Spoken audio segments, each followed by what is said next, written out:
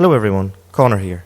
Just as a small disclaimer, some things we may talk about on the pod shouldn't be attempted or recreated. Remember to keep everything legal, keep it between the hedges, and don't tear up the ground while you're on the pull.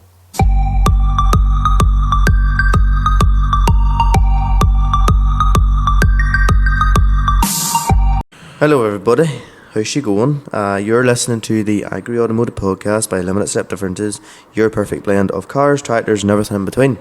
Yes, I'm reading that off the phone. I'm Conor and you are... Hello, I'm Michael. You are. Today is a special day. 'Tis. Because Christmas is only around the corner. Well, that is also part of it, yes. And we're on episode 50. Episode 50. Golden anniversary. Of episodes. Yes. Of podcasting. Yes, of podcast episodes. That would mean to say that roughly going by the length of the average one there, sort of going by, we've probably spent a solid 4 days in here. Yes, of easily. lives, yeah, talking easily.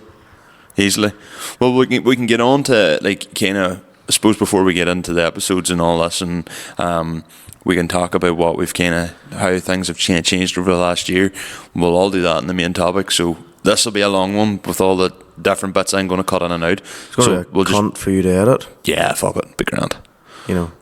Will we jump into the what's new then? Aye, go for it, Michael. You had something, I suppose you say, very big happen there recently. I attended my first tractor pull in the 110. Aye, but before it. I love the way you look at me like you fucking... What was that? What happened?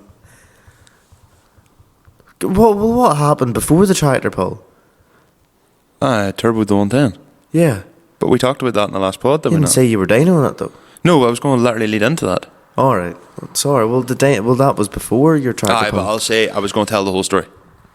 You're going to do that anyway, go ahead. Yes. Well, go back in. No, terribly. So yeah, took the tractor to the first ever tractor pull. You did. So there was a scene of events that kind of led up to this. So as we know, I talked about in the last podcast, I stuck a turbo in the 110. And... well, you didn't stick it with super glue, you bolted it. No, and then I got Andy Hamill to do all the stainless welding for it. And it turned out absolutely class. Brilliant job, yeah. I think I talked about this all in the last pod anyway. But so that was grand. Then the Thursday night, so this poll was on the Saturday. Thursday night, me, Owen Smith, and Ewan Smith, Owen's brother. Ewan's the one that does all like the time, like not the timekeeping, like the distance keeping and all like of the polls. That's his job. The three of us were standing in the shed. So Owen lent me his weights. So I had wheel weights and I had front weights. And the idea was to try and get me up to as close to 5.5 tonne as I could. Now, unfortunately, the wheel weights didn't fit. Because I'm doing a video about it all, like for the YouTube video that I will eventually get to, hopefully over Christmas. The PCD was like 10 mil out, so Owen's wheels was like a PCD of 370 and my tractor's 360, so the wheel weights didn't fit. So we ended up just weighting her up fully at the front end, and hey, she drives a million times better with weights in the front. You just watch your front tyres though? Aye, but sure, all the driving she does. Are they staying on her then? Well, they're not my weights. Fair enough. I would need to go and get my own weights to be fair, but I've spent enough money on her as well. Weights can wait another while. She's managed out without them this far. I know Owen was like, look, if you're doing a pull with her, just borrow mine, like he won't need them anytime soon. So I was like, happy days. So we're talking about maybe the possibility of making an adapter for the wheel weights at the rear, but don't really know whether we'll bother doing that or not. Suppose it just depends how serious you're going to get into the tractor pull, Michael. It is cool, like, hey, I'll talk about, but I'll naturally progress on. So then, Friday night, whenever I'd done the tractor run with Hugh the week before, I had screwed her half a turn before I went and met them, and the tractor was running fine. So it was like, we'll take her to the dyno. Now, it is a crying shame that I never got my tractor dynoed before she went on, like before she was turboed.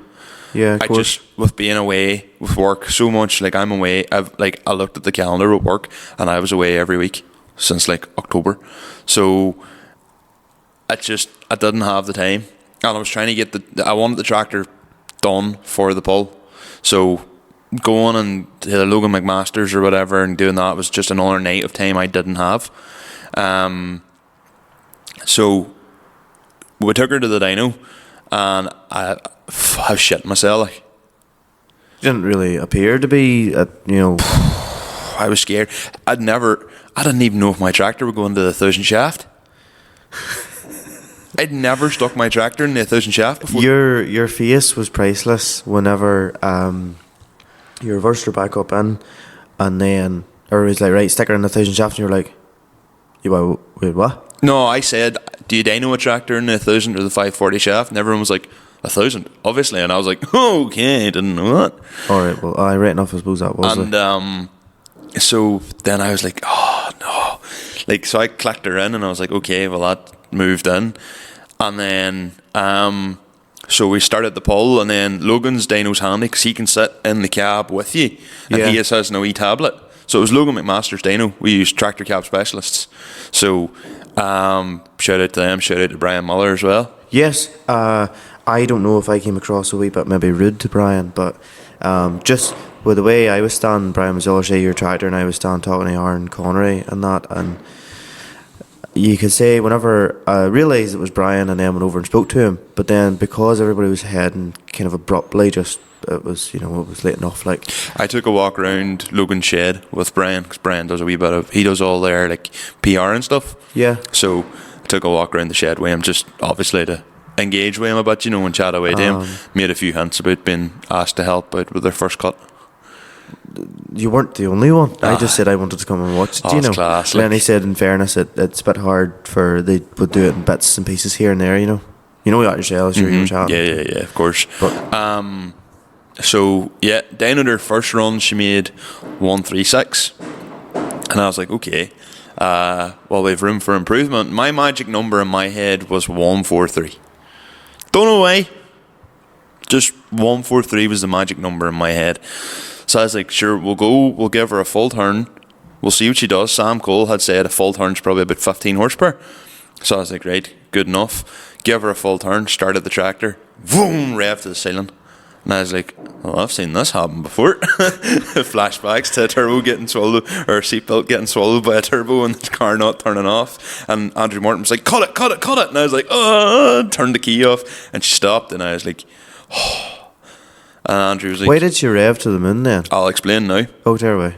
So, the injector pump, basically the more you screw it, obviously the more diesel you're allowing in. But if your injector pump is like faulty or just is a bit worn, it gets to the stage where it can no longer restrict diesel. So whenever I just give it that extra doctor, all the injector pump was saying, right, give it all the diesel. Oh. It wasn't able to control the diesel flow anymore. She was just running away then. So she was running away every time. Not running away in the classical sense of like, running on oil, like dieseling effect. She just got too much diesel. So she started then, because if she was dieseling, you couldn't turn her off. Whereas, when she's just getting diesel from from the fuel pump, from the injector pump, she is.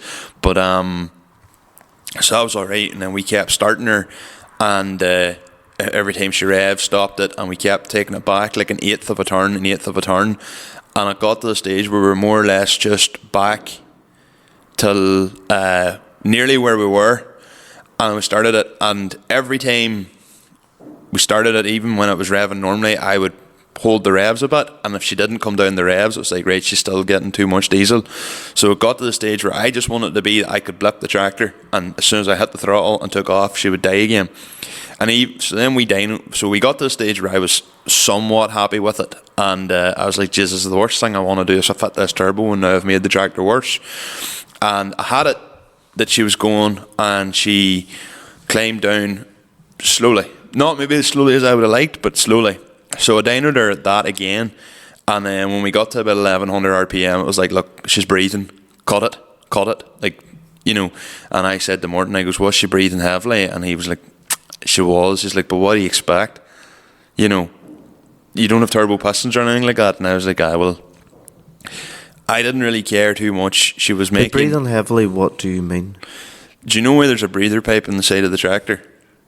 Yes, but what does it do? Basically, it's like if she's got blow-by from the pistons, the more... What's blow-by? The more like sort of... Well, basically, the more sort of like pressure in the engine. If she blows by, every tractor will breathe a wee bit. It's the same as cars. That's why you fit an oil catch can. Okay. Comes up into the head, and it'll, like, you know, you've got, like, you have a breather there, so you're basically not building loads of pressure in the head and blowing things up. But if she's breathing too much, she's nearly letting too much past the piston rings, and she's like letting everything up. That's my understanding. I could be wrong, but that's what makes sense to me, and that's why you fit like funny, an oil catch can. They turned the dyno went on her like a real quick pull, a wee small one. And she spiked up to 177 horsepower. That's not what she's sitting at. No, but what I mean is, there's obviously more in her. There's 100% more in her. The tractor's still burning clean. It's not even burning a lot of diesel. That thing, there's 15 horsepower in that tractor, no bother. So I think I might give her 150. Now, just seeing how she's performing, and there's also the fact that you actually need a bit of diesel, not too much diesel, otherwise you obviously damage the cylinders. But like, you know, if she burns too clean, it's not great either.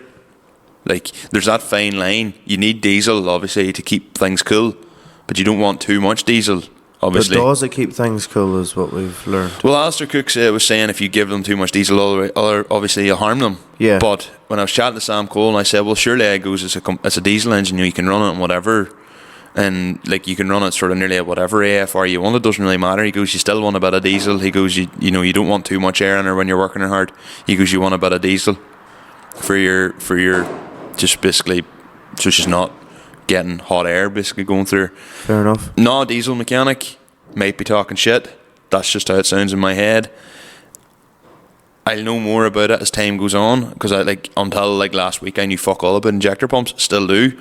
I didn't even know. Like, I'm just glad that whenever I screwed the tractor myself last like couple of weeks ago in the yard, that she didn't rev to them, and True, yeah, because then you would have. I would have shit myself. Oh, completely, yeah. I would have shit myself. I would have been like, and it was good that I did that and hadn't done anything for the video, because now I can explain that in the video as well. True. But anyway, so we left the tractor over at Alan Murphy's yard. It was Alan Murphy who was organising the pull, and we saw it was okay. Then went, and me, you, Andrew Morton, Adrian Tugwell, and Adrian Tugwell's friend Mike, who does a bit of the lorry driving for Adrian, all went to the Ross Park, and we left at like 12:30 or something. Somewhat of a sensible night. Well, I was sort of thinking that'd be early enough for the night, and then we just got talking, and then we didn't stop talking. See, and then we enjoyed ourselves. And it was like 8:30 when we left. I think it was like 8:30 whenever we were leaving. There was a formal or something like that on, because it was just us, the table, all these well-dressed people, and then us fucking country hicks. I was dressed like this. Yeah, I was dressed in work trousers. Yes. Yeah. And do you want to know something? Maybe you had the... Well, you're never going to do anything, but what I mean is maybe the Snickers effect, you know. You could have been maybe getting a wee look here and there, you know. A wee bit of side eye. They love the Snickers, like. I would be too miserable. I just go to... I got mine through work, so I'm happy enough. John's a big believer in Snickers, so... Really? Yeah, John. I don't know if I would sit Snickers. Oh, you would. I've never seen you in a pair of work trousers ever. No, that's because I'm just old-fashioned farmer and jeans all the time. See, in America, no one wears work trousers. They all wear jeans. Do you want to know something, though? It's funny. This is a total tangent, but I went through a stage a few years ago and bought myself a couple of pairs of tracksuit bottoms.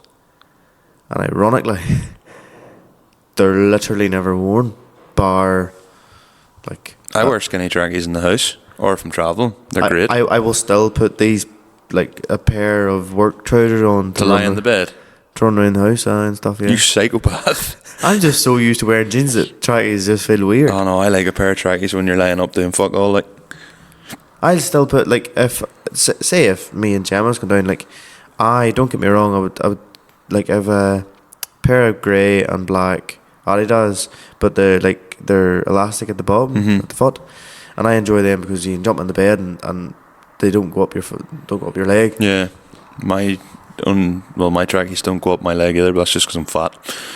You're not fat, Michael. Well, I'll explain the TikTok in a bit, but so back to that. Sorry about that. Yes. So that Friday night. So then So that was alright. We got out of there like 12:30, and I was like, Jesus Christ, I have to be up at Allen's like real early. Yeah. And that was during the middle of Storm I Barra. loved the way that. So I followed you to Logan's. Uh-huh. And I went, fuck, I might have left home.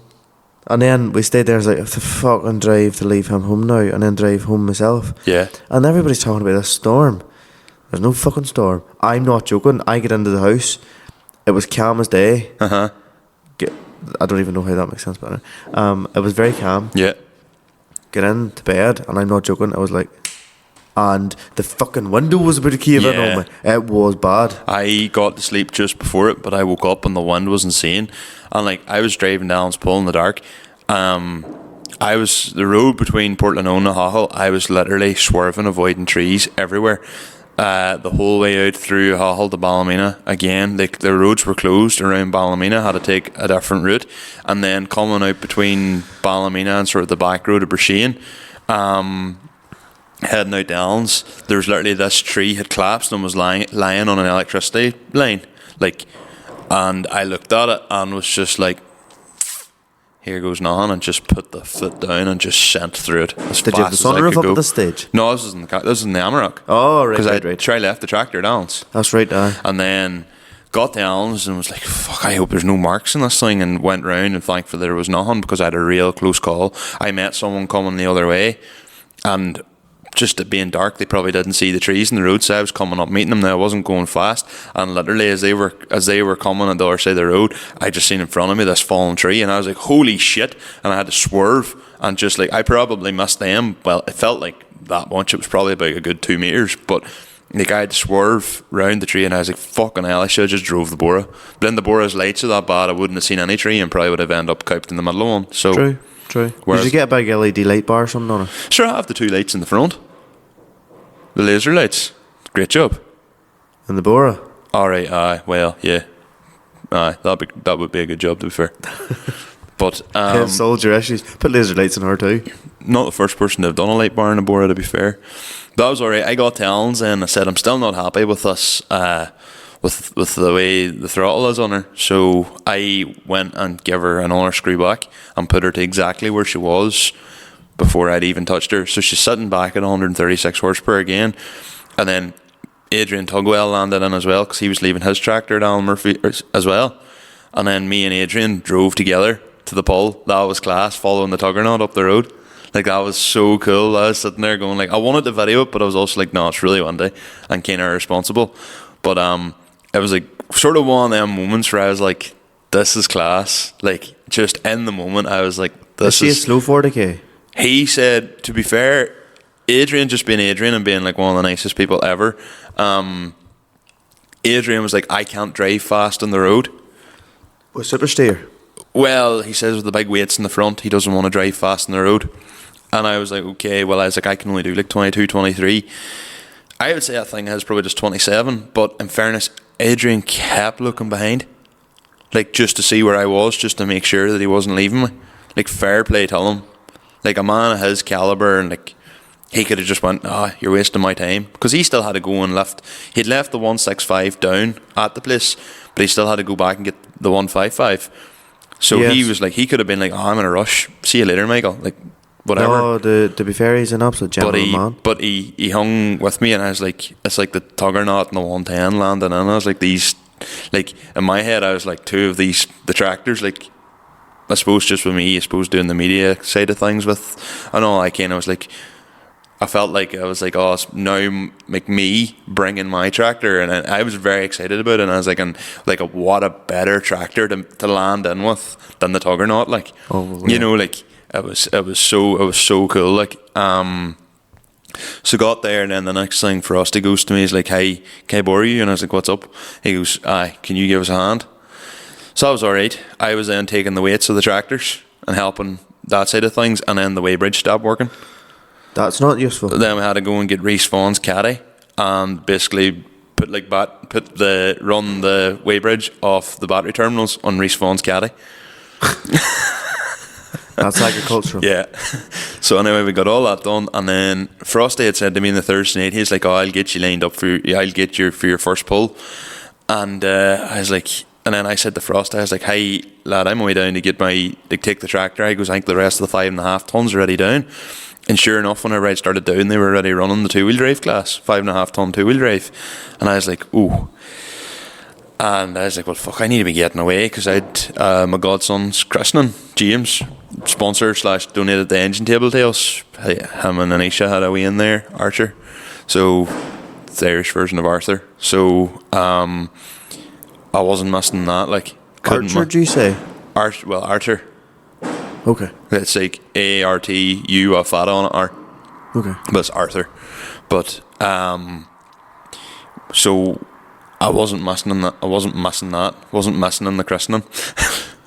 No, that would have been... Yeah, like that just would have been a hateful thing to do. And I was like, so I said to Alan, like, look, I need to be going by this time. If I don't get both pulls done, I'm still paying you the money regardless.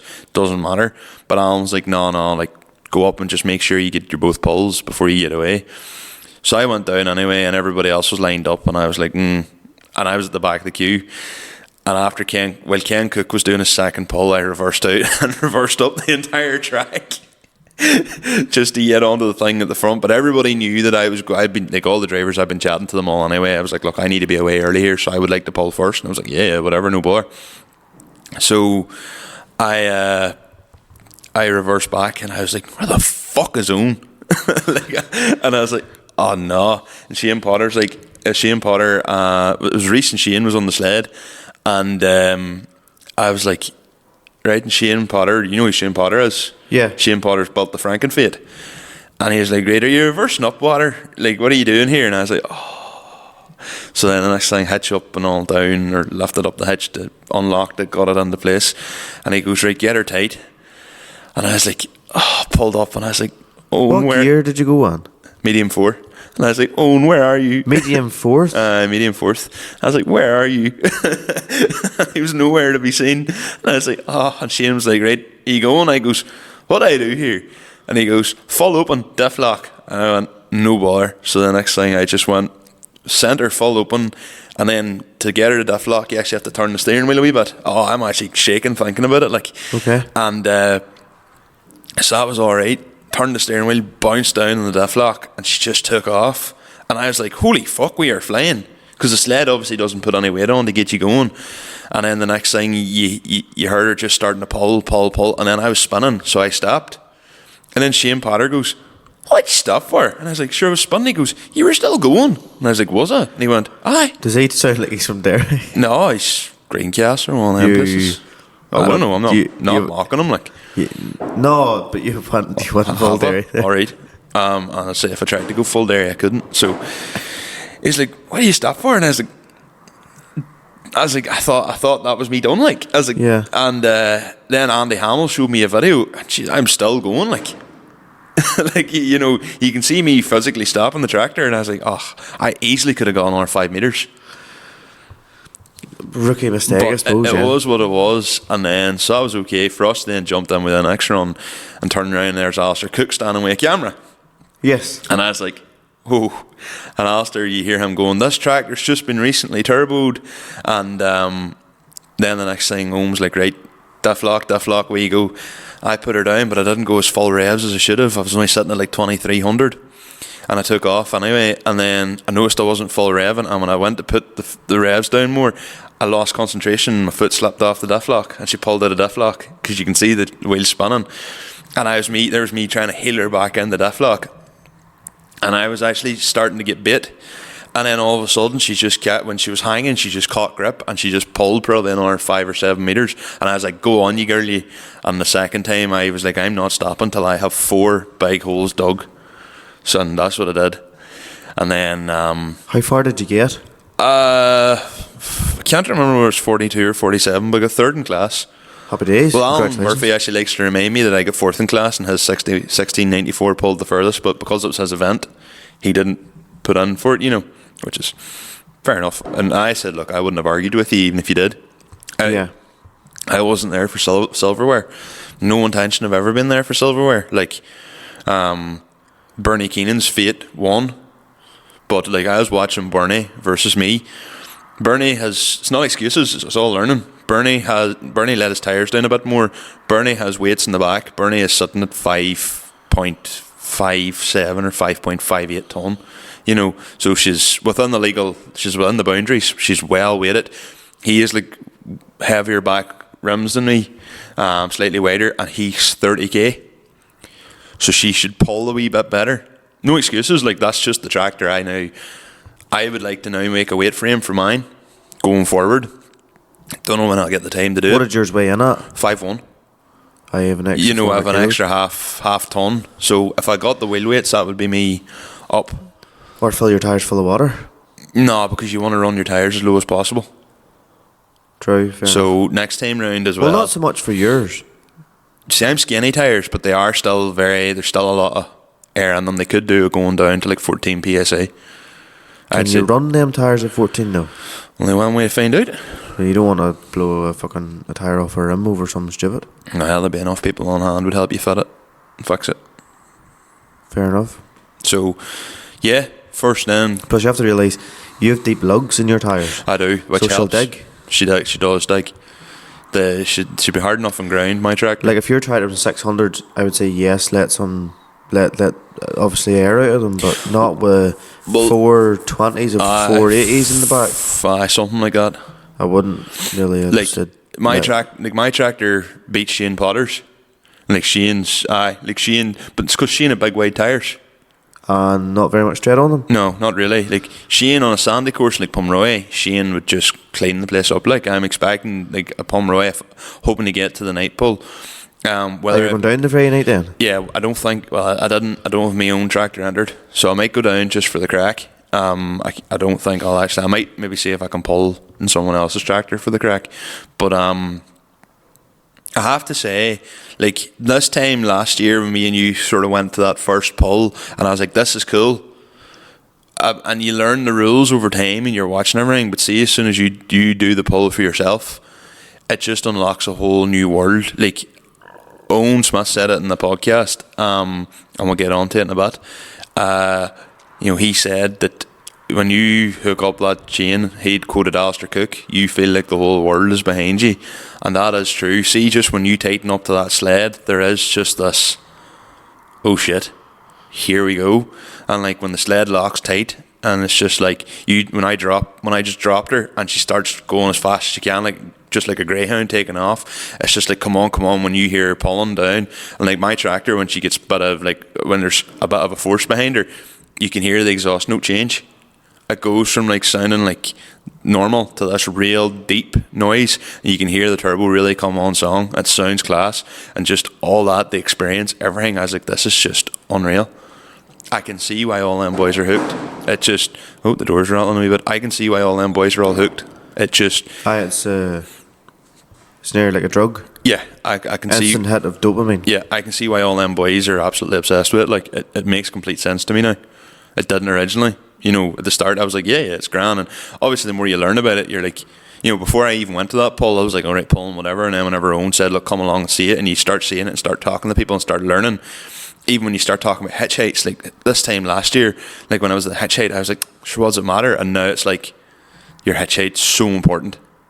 And just all them things, and being the right weight and all that there, you know, it's all important. So, yeah, probably that section probably went on for a bit longer than it should have. So, not necessarily.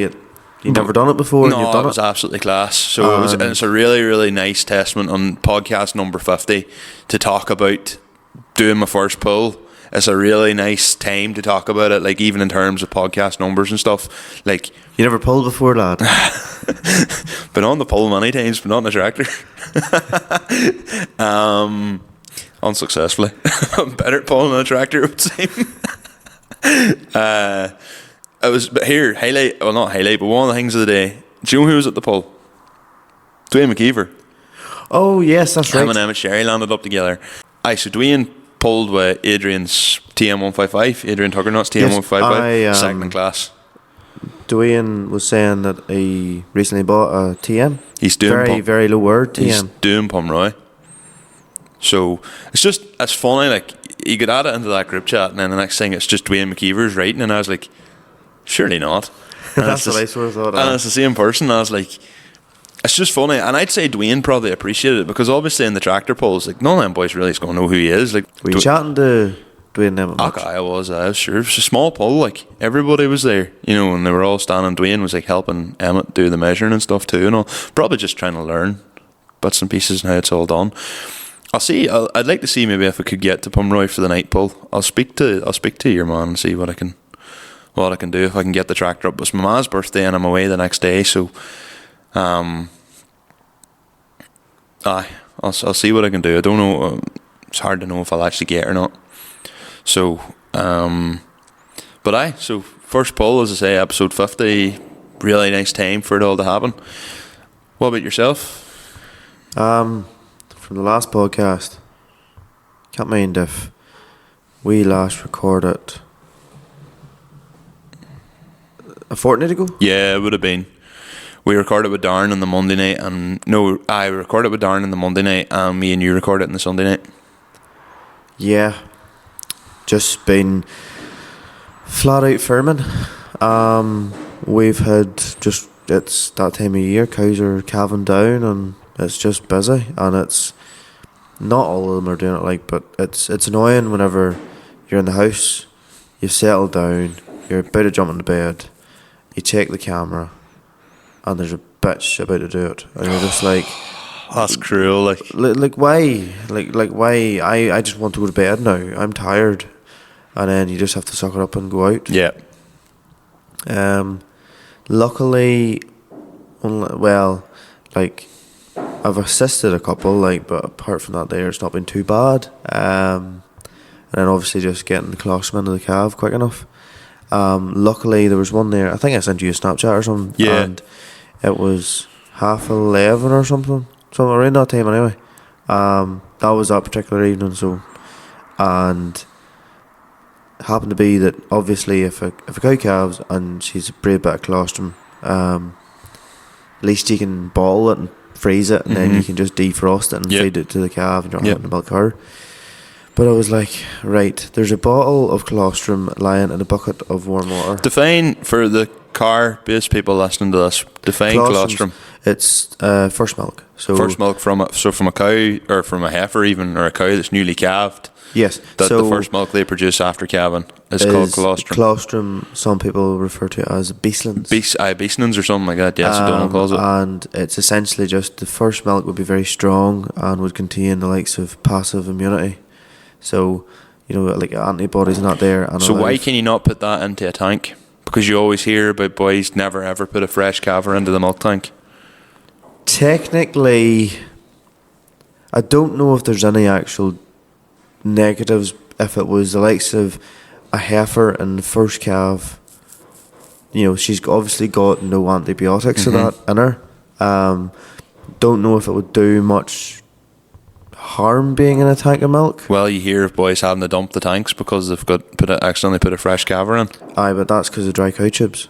Yeah. So because the dry cow tube is slow releasing antibiotics over a period of time, you have a minimum of 35 days that you'd like. So some of them depend. It could be 35 days or 40 days pre-calving. You give it to them, and that's like their shortest time. And then you have 5 days after it. So more or less 10 milkings until you get all the residue of the antibiotic out of the animal. So that's why the likes of, if I was to put a fresh calved cow in,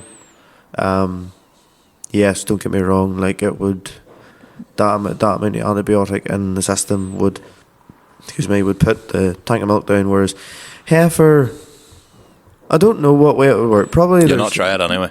No. You'll not chance it. No, the other reason is because obviously there's only a cow will only really give colostrum, good strong colostrum, the very first time you milk her. Possibly the second time you milk her too. So can you use does that colostrum be for that one calf? I mean, probably in theory it should be, but technically, obviously, a dairy cow is now through breeding and different things. They're obviously producing a lot more milk. Yes. We had 3 calves down there on Friday, and they each had enough. They had about 25 litres between the three of them. Mm-hmm. So clearly a calf doesn't, 3 calves would, you normally say about giving the calf 10% of his body weight in colostrum, so like roughly it calves down at 25 kilos or so, so 2.5 Oh, but more litres. than that. No. Really? As Dairy late calf, as that? I mean, you have to think about it, like, there's some cows calved down a Belgian Blue, and it could be 40 kilos possibly at birth. I always thought 50 kilos would be the average weight of a calf. Not a dairy calf. Okay, like, fair enough. Yeah. Like, realistically, a day-old dairy calf, it's no heavier than a sack of potatoes. Okay, yeah, well... They're a lot finer. They're a lot finer. I suppose 25 kilos is still heavy enough, like. So you're talking about, so basically you're giving about 2.5 litres of colostrum to them. I would typically give them 3.5. Obviously, it's passive immunity. Yeah. And personally prefer to. So the way it works is cow calves down, the likes of that particular scenario, I was like, right, I can't really arse waiting fucking an hour and that defrosting and doing nothing around here. I want my bed. So I was like, right, we'll see if the cow, she was a brave and tame beast of herself. So more or less just ease my way in and just melt 3 litres out of her udder. And you have the colostrum there in case you can't get at the cow? Basically, so yeah, so 99.9% I'll put the cow into the milking parlour. Yes. She'll get a kilo of nuts, and then we have separate milkers for fresh calvers. Yes. And then that would milk, say, 3 or 4 litres out of her. Yes. And then she's straight back to the calf as soon as she feed it. Now, everybody has their own opinion whether they want to ball feed a calf straight away. No, I don't know. We personally don't. Red. Stomach tube. Okay. Because at the same time... Oh, you mean the very, very first time? Stomach tube. Yeah. Means that you're guaranteed that the calf... It goes in, yeah. No, and I don't know put it stomach this tubes way, as like, well. yes, technically you could put that tube down and it could go into the lungs. But like whenever you've done it once or twice, you know exactly what way to do it. But yeah, brave about that. And then funny, on Thursday past, I was at the Royal Ulster Winter Fair, the dairy show. Yes. You see my cousin? I did. Was I telling you that? Aye, but he was too. Alright. All I got was, I poked him, was like, well sir, how's it for me? He was like, alright McGowan, I know this many students and all this carry on today. 50 students or something, Wayne? Aye, yeah. Dumb man, his head must have been turned. I think it was towards the tail end of the day. But, do you know something, it's... A couple of his ones in that class listen to us as well, you know. Oh really? Aye, Liam McDonald would be someone who I do know. Alright. Aye, we Liam McDonald. So if he hears this, shout out to Liam. But I find it a really good show. Obviously I'm a dairy farmer and all that carry on. But I've only ever been once, and it was 2012. Really? Yeah. You would enjoy it. Probably, but it's a Thursday. I've never really had time to get off work. True. Suppose you say it's like, realistically you walk in and it's more or less the same layout. It's interesting, but all I'd be doing is wasting people's time. How? Because I'm not dairy farming. I know, but there's no harm. It's not like you're going there to waste Why would you be wasting everybody's time? Because I'm not going. Like, if I sit and chat to the man at Dairy Master about his parlour, he goes, are you thinking of upgrading your parlour? And be like, Chief, I don't even have cattle at the minute. Like, like, well, what good's that to your man at Dairy Master? Like, aye, but like I was chatting to Johnny Stewart. Oh, I said that actually. I fucking didn't reply to him. Oh, well, yeah. Hopefully, hearing us, you can give him your apology here now. I'm not joking. I'm shy to replying these days. Just been flat out with home and everything. Because we had our work due last night, and he messaged, and talking about being flat out yesterday before to get everything cleared up for it, and yeah, it's went out of my head. But so more or less, you walk in. There's a few things about cattle crushes. It's really interesting about cattle feet and all. Yeah, to be fair, that would be something I'd be interested in. I'd like to get the crush. I've only been talking about it for like 3 years. About getting the crush done up. A hoof bearing crush. Just getting her crush done up in general. Aye, but do you have a hoof bearing crush? No. That's what I mean, like a Oh, hoof pairing crush. okay. I thought you meant like just crushes in general. So you go in and you see them sort of things. There was a slurry separator there. There was Was that Vogelsang? I think so. It probably was. Slurry Quip had one there too. Oh, have they? Seems to be like a main big thing now. Just pumping all your slurry through one of the separators, and basically you put the water back into the tank and you take the dry matter out to spread it as dung. I think I don't know enough about them to tell you the truth to comment on them. I understand why you would do that in one way, because dung, spreading it on the ground as dung is better. Is it though? Well, you have less runoff. Yes, but dung nearly would have to be ploughed down. Depending on it. It falls in more naturally, but it like technically, I suppose with a separator, if you're dribble barring and that, it may have less of a chance of burning the ground. dung encourages, if you spread slurry, it doesn't help worms. If you spread dung, like there's it invites like the worms and all to come on through the grass and all too, through the soil. You see, that's what I was told. Well, that's true or not, I don't know, but apparently spreading dung is actually very, very good for your ground. My question is, what are you doing with the dirty water? Like, is that then going to a digester, or is that then going what dirty water? If you're separating your slurry, well, the water goes back in the tank. And what do you use the water for then? You spread it on the ground. So what's the point of even having the slurry separator? More space in your tank. Okay, yes, okay. From that reason, like I deal with separators and stuff in work, like, you know, but like it's amazing how many motors is on them. I know fucking nothing about them, but you know, and funny, I seen a couple of the Killen brothers, you know, just walking about. There was a lot of interest on them.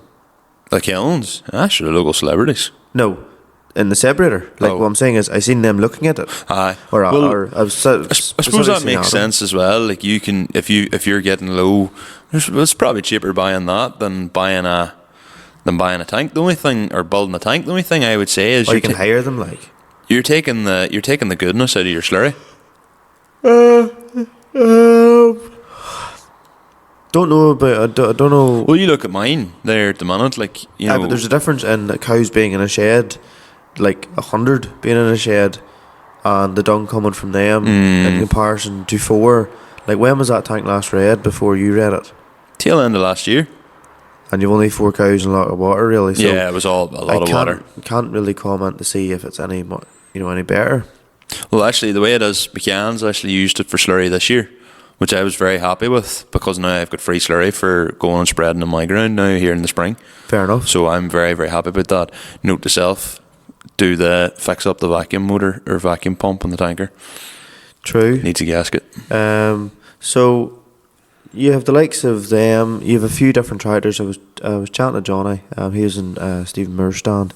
Yes. I only recently realised that he was started selling for them. I was like, to be fair, no better man. You have a good personality. You can talk to anybody. Yeah, and he's very approachable natural and that. born. Like, it wasn't me going over to him. Johnny came over to me. And a likeable character, like. Oh, like a likeable you lad. could totally see why he used to be an interviewer with Farmflix and that. Mm-hmm. So no, it was a good show. We never really spent any of the time near the cattle because we only got in about 11 o'clock, or no, sorry, 11:30 or so. And whenever you're in a show for a couple of hours, you end up obviously bumping into folk you know, and there's a few things you want to look at yourself. Yeah, of course. And by the time you do all that there, like, my cattle are nowhere near the cattle that are there. And you know, it's nice to look at what the pinnacle of the dairy cow is in Ireland and Northern Ireland, but you know, I'll never be, you know, probably there's a lot near that. But like there's a lot of investment and time spent, and it's the same as the beef boys, the boys that, like, for me, I've often wondered this, like, there's no real point in me going for proper good pedigree animals because I wouldn't have a name. You know, the boys that spend the time on the good pedigree animals and go and actually take them to shows and stuff and get the name out there, that's what sells their cattle. Same as you, if you're saying about having like the pinnacle of the whole scenes and all, and like having this real good cattle, the amount of time invested in doing that, you could be doing, in my opinion, there's other things you could be doing. Well, there's the likes of, to be honest with you, you're like a perfect example to have pedigree stock. Pedigree for a lot of people is a hobby. It's a dear hobby, yes. Aye. But I don't want to go to shows or anything like that. I but haven't you don't time for always that. have to go to shows.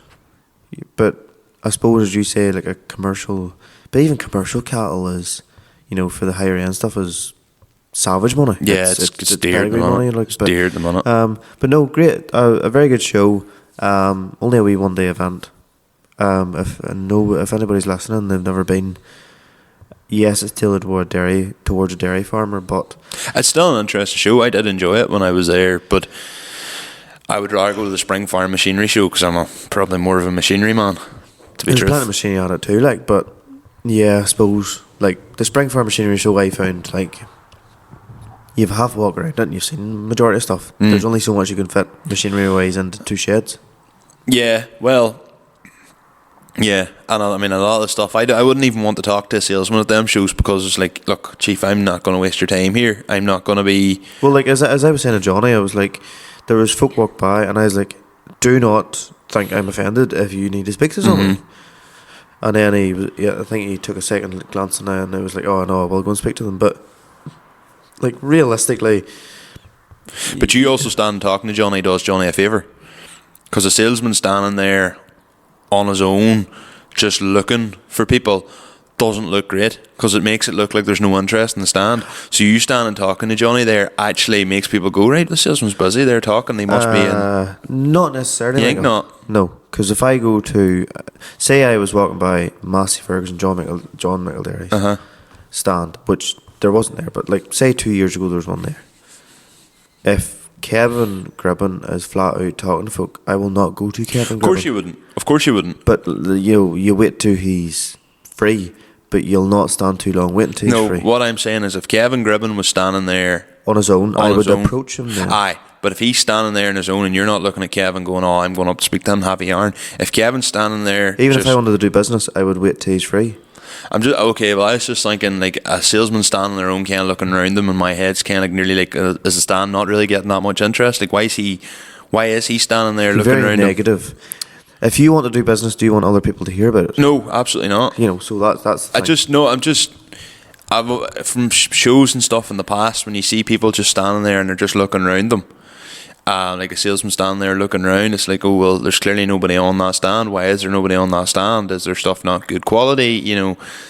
True. That's that's because I was looking at it from a technical perspective back in the days of the quarry equipment and stuff. You'd be like, oh, why is there nobody in that stand? Why is nobody speaking to them? If nobody was standing at a close aisle, I would get it. Okay.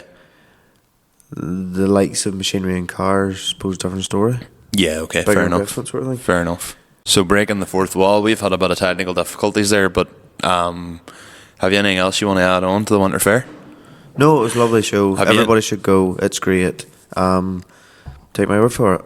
I thought you were saying that in a really sarcastic way for a second. I was like, Jesus, Conor, go a bit easier on it. No. Main topic time. 50 podcast, Conor. Yeah, whenever I said I would do this way, I didn't actually think it would go this far, but there you go. Didn't think it would ever be this comfortable talking to a microphone, but there you go.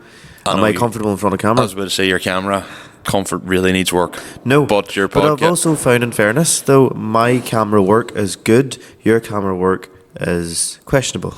My camera work's good. I'm good on camera. You're good on camera. Yes. You're not good using a camera. Oh, using a camera? Yeah, what I mean is, so, like, in a future video that comes out whenever you get free time and all that, like, I was watching you show me the preview of it, and I was like, I followed you, and then you see, and you know what you're sort of talking about, and different things. Oh, and aye, for Tully Rowan. Yeah, you just hear my voice. I'm very, very... No, well, I've done that on purpose, because I have you editing over while I'm looking around it. No, I know, but what I mean is, I think I said this in a podcast where I can't even mind, but, like, yeah, so you're very good on camera. But not very good with a camera. I suppose that's why I'd be behind it. Well, I need you in front of it as well. But yeah, no, it's some going, like, fucking weird to say you're doing this nearly 2 years. Yeah. The thing is, the 50 podcast it's not really the full 2 years. The full 2 years would actually be the middle of January. This is you going to me, about a year and a half, no, about a year, nearly and a half ago.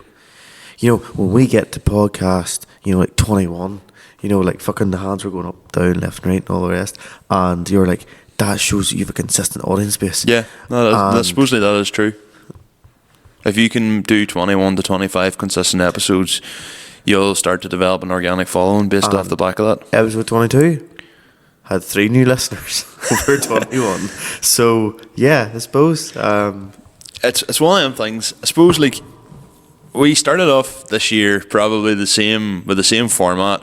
Like, you know, it was only the tail end really of 2023 that we started bringing in guests. So we had John McLean on as our first guest for, like, you know, in the middle of the year, kind of to get on the poll, and like that paid off massively for us. Yes. And then like the last 3 or 4 podcasts of the year, you know, we had like, well, actually I was going to say the last source from September onwards, you know, we had Vicky, then we had Andrew Wright, then we had Tyler, then we had Robert Heaney, and then Yes. After that I think we were back to ourselves then for a while.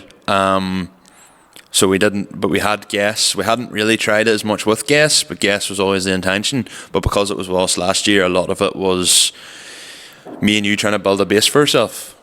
This year, it's the complete flip. We had a lot more guests. We did. A lot more guests, and the guest, to be fair, the level of guests who we've had this year has been incredible.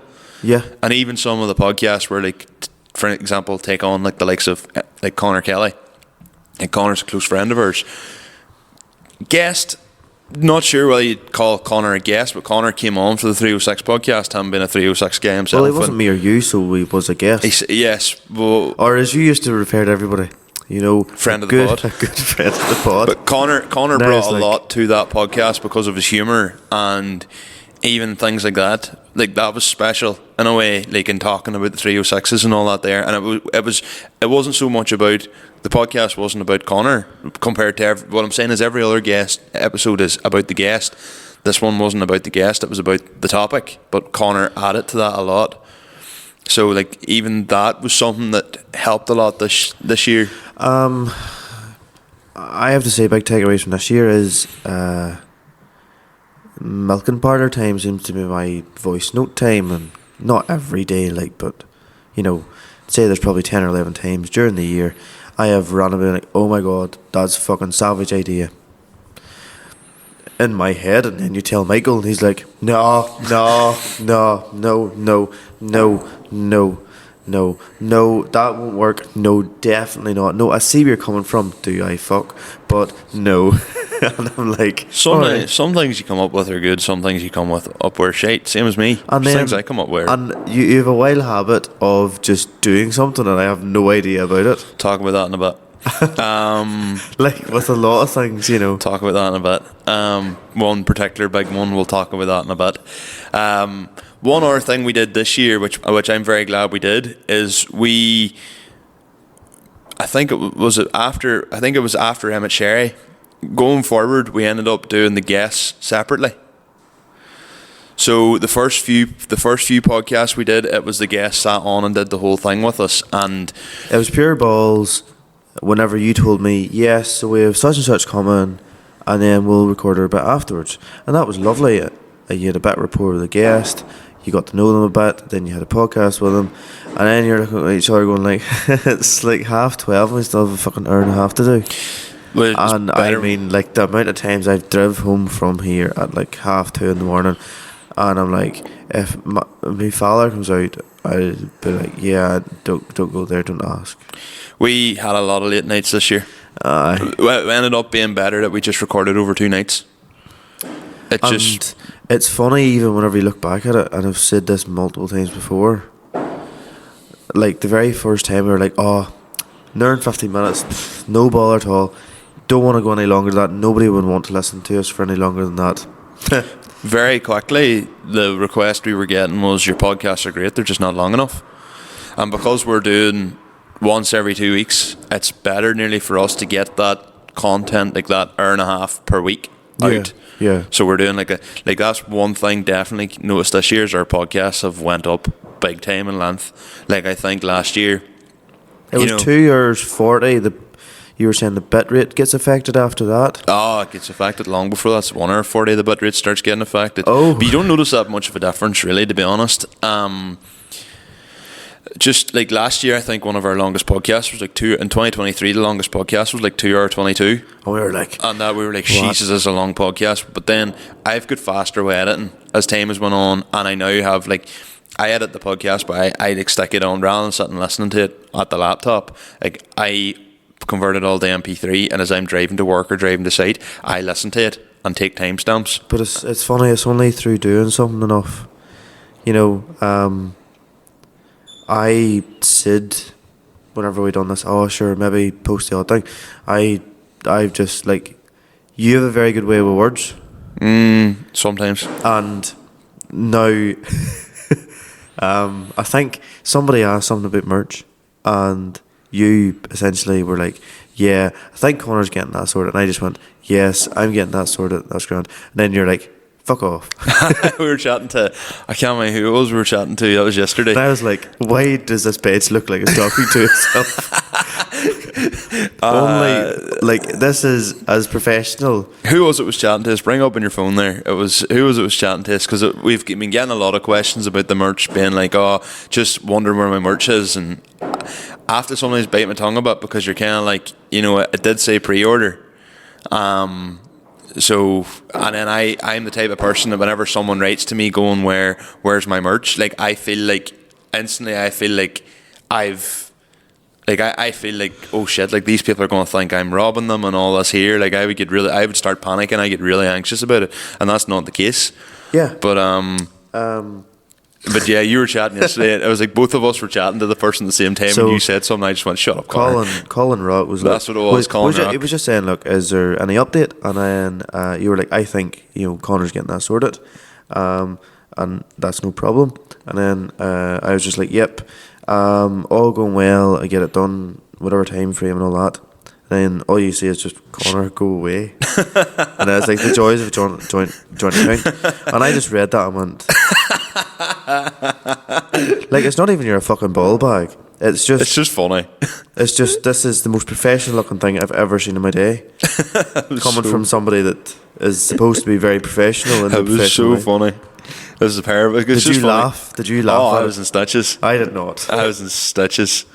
I thought it was so funny. To be fair, I was like, that's a very Michael thing to do. Yeah. But back to, that was a sidetrack, back on. One of the things I noticed we did with the guests this year is where we had our own section, because I seen it a bit, like you take today's podcast, like we talked about tractor pulling, right? And you talked about Malcolm. Yes. If we had a car related guest, someone from the drifting world, doesn't come from a farm, they're going to be sitting there for that first hour going, well, they were Stephen Halfordy.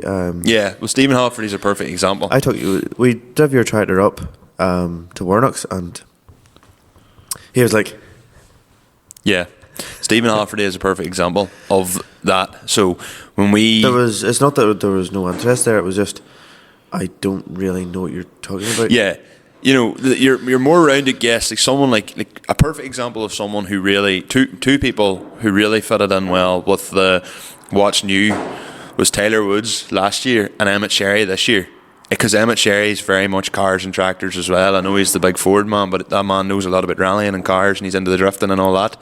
So he's us, really. Yes, so Emmett would be like our, like that is someone who has like our clientele, like cars and farming. I would have said he's just basically us, only he has better toys, nice tractors. So Emmett obviously was able to sit there and fully interject, but it's not every guest that'll do that. Like, for instance, Andrew Wright, if we sat and talked about cars to him, he wouldn't. It's not his thing. But anyway, as we say, someone just to break the fourth wall and be Michael here. Oh, the amount of times that Michael has pulled me into me saying stuff, he's like, "No, shut the fuck up! You're not supposed to say that yet." Well, I can't read minds, but just thought I'd break the fourth wall there. That's one thing definitely this year was giving the guests their own segment. It meant the podcast became all about the guest, and we were interviewing them from the get-go. Yes, and at a stage we had built up guests. Yeah. And we were like, we've only got to record for an hour tonight. Yeah, oh, this is great. Brilliant. It was the middle of the summer too, and it was nice warm weather and all too. Well, warm. It was. We weren't freezing our balls off, but we weren't exactly in t-shirts. Well, I had You actually wore a t-shirt with this one time and you were froze, I think. Yeah, episode 8. Was it episode 8? Yeah, episode 8. I can remember it clear as day. Still remember it. I was wearing, may have been maybe either a Violent t-shirt or one of them ones, and I remember like we were recording down there and we were supposed to start early, and then there was a water leak in the field, and we ended up starting like far later than we were meant to. That's that long ago? Yes, that's that long ago. Wow. So that was one of the biggest changes of this year, was giving the guests their own separate bit. Also, we got our own stuff. Yes. Like, we had clothes before, like, but we have our own branded clothes. Yeah, we have our own merch now. So that was a big thing this year, was doing the merch. It is stressful as fuck. Well, you think about this is only work you're doing. You think about doing that week on, week off. Oh, if you want to take over my eyesight. Absolutely not. It's the one thing you that I can get you to do. Like, so, if I was doing the merch as well, as long as everything else, I'd just call the whole thing off. To be honest, I couldn't handle it. The merch is too big. The merch needs its own set of eyes on it. Well, you'll learn over time your mistakes. Like, you'll learn. Yeah. Yeah. I have to send a certain message to a certain person the more I explain a certain scenario. So yeah, but for everybody else that ordered, it's grand. So yeah, but the merch is definitely, I'll be honest, like online, anyone I've spoke to, like any of the bigger names, like even Gareth Gull, the Grassman, or I was speaking to Davidas from Drift Games, and like they were both saying, like online you'll not really sell that much unless you've got markets in other countries. Like Drift Games were only saying they really started selling online now that they've got a presence in America. Like most people would buy at events. So I suppose for us it's just having the balls to take that plunge to go and start doing stuff at events, and I just don't know if we're there yet. I am not. I have a wedding next year. I can't pay out that money for now. And I'm a miserable bastard, to be honest with you. I think if we did take the plunge, it would pay off genuinely, because the amount of people that say to me, "Oh, I would buy," and if you went somewhere like Dubshed or the Balmoral show, you would. Oh, you said it correctly. Yeah, you would end up not me practicing in front of the mirror going Balmoral, Balmoral, Balmoral. Like, I think if you did there, you would get good footfall, but it's taking the plunge, and there's nothing guaranteed in life. Yeah, that's true as well. But this year, I suppose one of the biggest things for me is we grew the TikTok massively. Our TikTok went from maybe 5 or 6,000 year end of last year till like we're on 16,000 at the minute, to the point where I'm kind of, not that I'm at the stage now with TikTok where I'm like, I'm happy to just post every so often now and keep it going, but it's not like this whole thing of Jesus, we need to be posting all the time to try and get, because TikTok takes up a lot of time, and more often than not, you spend a lot of time making TikTok videos for them to just get completely wiped out by the algorithm anyway. And ironically, the only 2 TikToks I've ever posted on the page are 2 of the worst performing TikToks on the page. But there's a lot of ones I've done, and it's really annoying, like that one of Darren Mellon's that I posted, for Darren's Christmas toy drive, and to try and get it, when Darren's talking about Batten's disease and stuff like that, and it's for charity. By rights, the algorithm should be picking that up. Like, it picked up Falvey's obviously with the whole the whole mental health side of things. I would have thought, Darren talking about Ward 6 Children's Hospital, all this, I'd have thought the algorithm would have went, boom, we need this. And it didn't perform as well as I was hoping. It still obviously has got the views out there, but it's something else that you posted though. I'll leave it for the end. Okay. But we're going, because I want to cover that in a bit of detail. But what I thought would be a good idea, Conor, to do was a bit of a recap of maybe some of the episodes, or actually probably all the episodes of this year. I would just like to break the fourth wall. Yes. Again. Yes. No, I'm not Michael Scullin, but sure, I'm trying to be now. Yes. I actually have been so flat out this week with everything that Michael is going to lead this. I've done a lot, and I'm going to use notes that he may and may not have sent me. I've done a lot of travelling this week, so I've been listening to the podcast pretty much non-stop, which has probably helped our own view count. I wonder, do we have 50 listeners for 50 episodes? No. Probably still in around that 12, 13 listener mark. But yeah, so I done a lot of travelling this week, so I went through and listened to the podcast and had a fair idea. If it was a guest podcast, I was specifically pulling out from them. So I was able to cut a lot of chaff out by going like, right, I'll just start from Tired Conor. Just starting off from their section. So I suppose the first episode back when we started, so we're going to be looking at the phones. I know if you're watching this on YouTube, you're going to see us staring at the phones, and we've also got a rattling door in the background. The wind's kind of bad at the minute. I suppose we started off the year, we'd just been to the winter or the spring farm machinery show, and I had been talking, so this is episode 27, pickup lines, and I've been talking about the KGM Musso. Yes. And I was talking about would it be a good idea, and one of the key lines I say in that podcast is, you're all like, if I was going to buy a pickup, I'd be buying an Amarok, and I was like, I just won't even entertain an Amarok. It's just not something I would consider buying. Yeah. You're the one that's looking to buy one though, so what about you? I don't think I'd really entertain the Amarok. Why? I don't know. For me, whenever I think pickups, I think Hilux. Yes. In my own personal opinion, the new Hilux is well looking, because we're getting old. You want somewhere it's just a nice place to be with heated seats, amenities and all. A good infotainment system as well. So for you, the only two choices I can see realistically is either Navara or V6 Mark 1 facelift Amarok. But then they're too old. How? Well, I'd be wanting to buy something that's sort of 2020, 2021. Why? Because I plan on getting rid of it again in like 3 or 4 years and trading up again.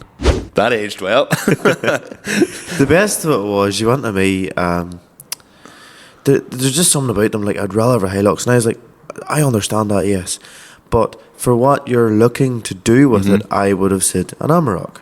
And then you were like saying, and I'll never forget the day when you rung me and you went, I test drove an Amarok. Changed my life, like. Yeah.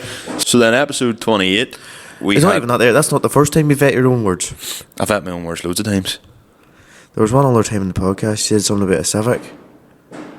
I said I didn't like K series, I'd rather a B series, and then I actually turned out I was like, no, I don't like B series, I'd rather a K series. And I was like, I just don't even know. Shut up, Michael. And the reality is, I wouldn't say no to either of them. But yeah. I think if given the option, I would take a K series, because you just whack a turbo to it. Be great.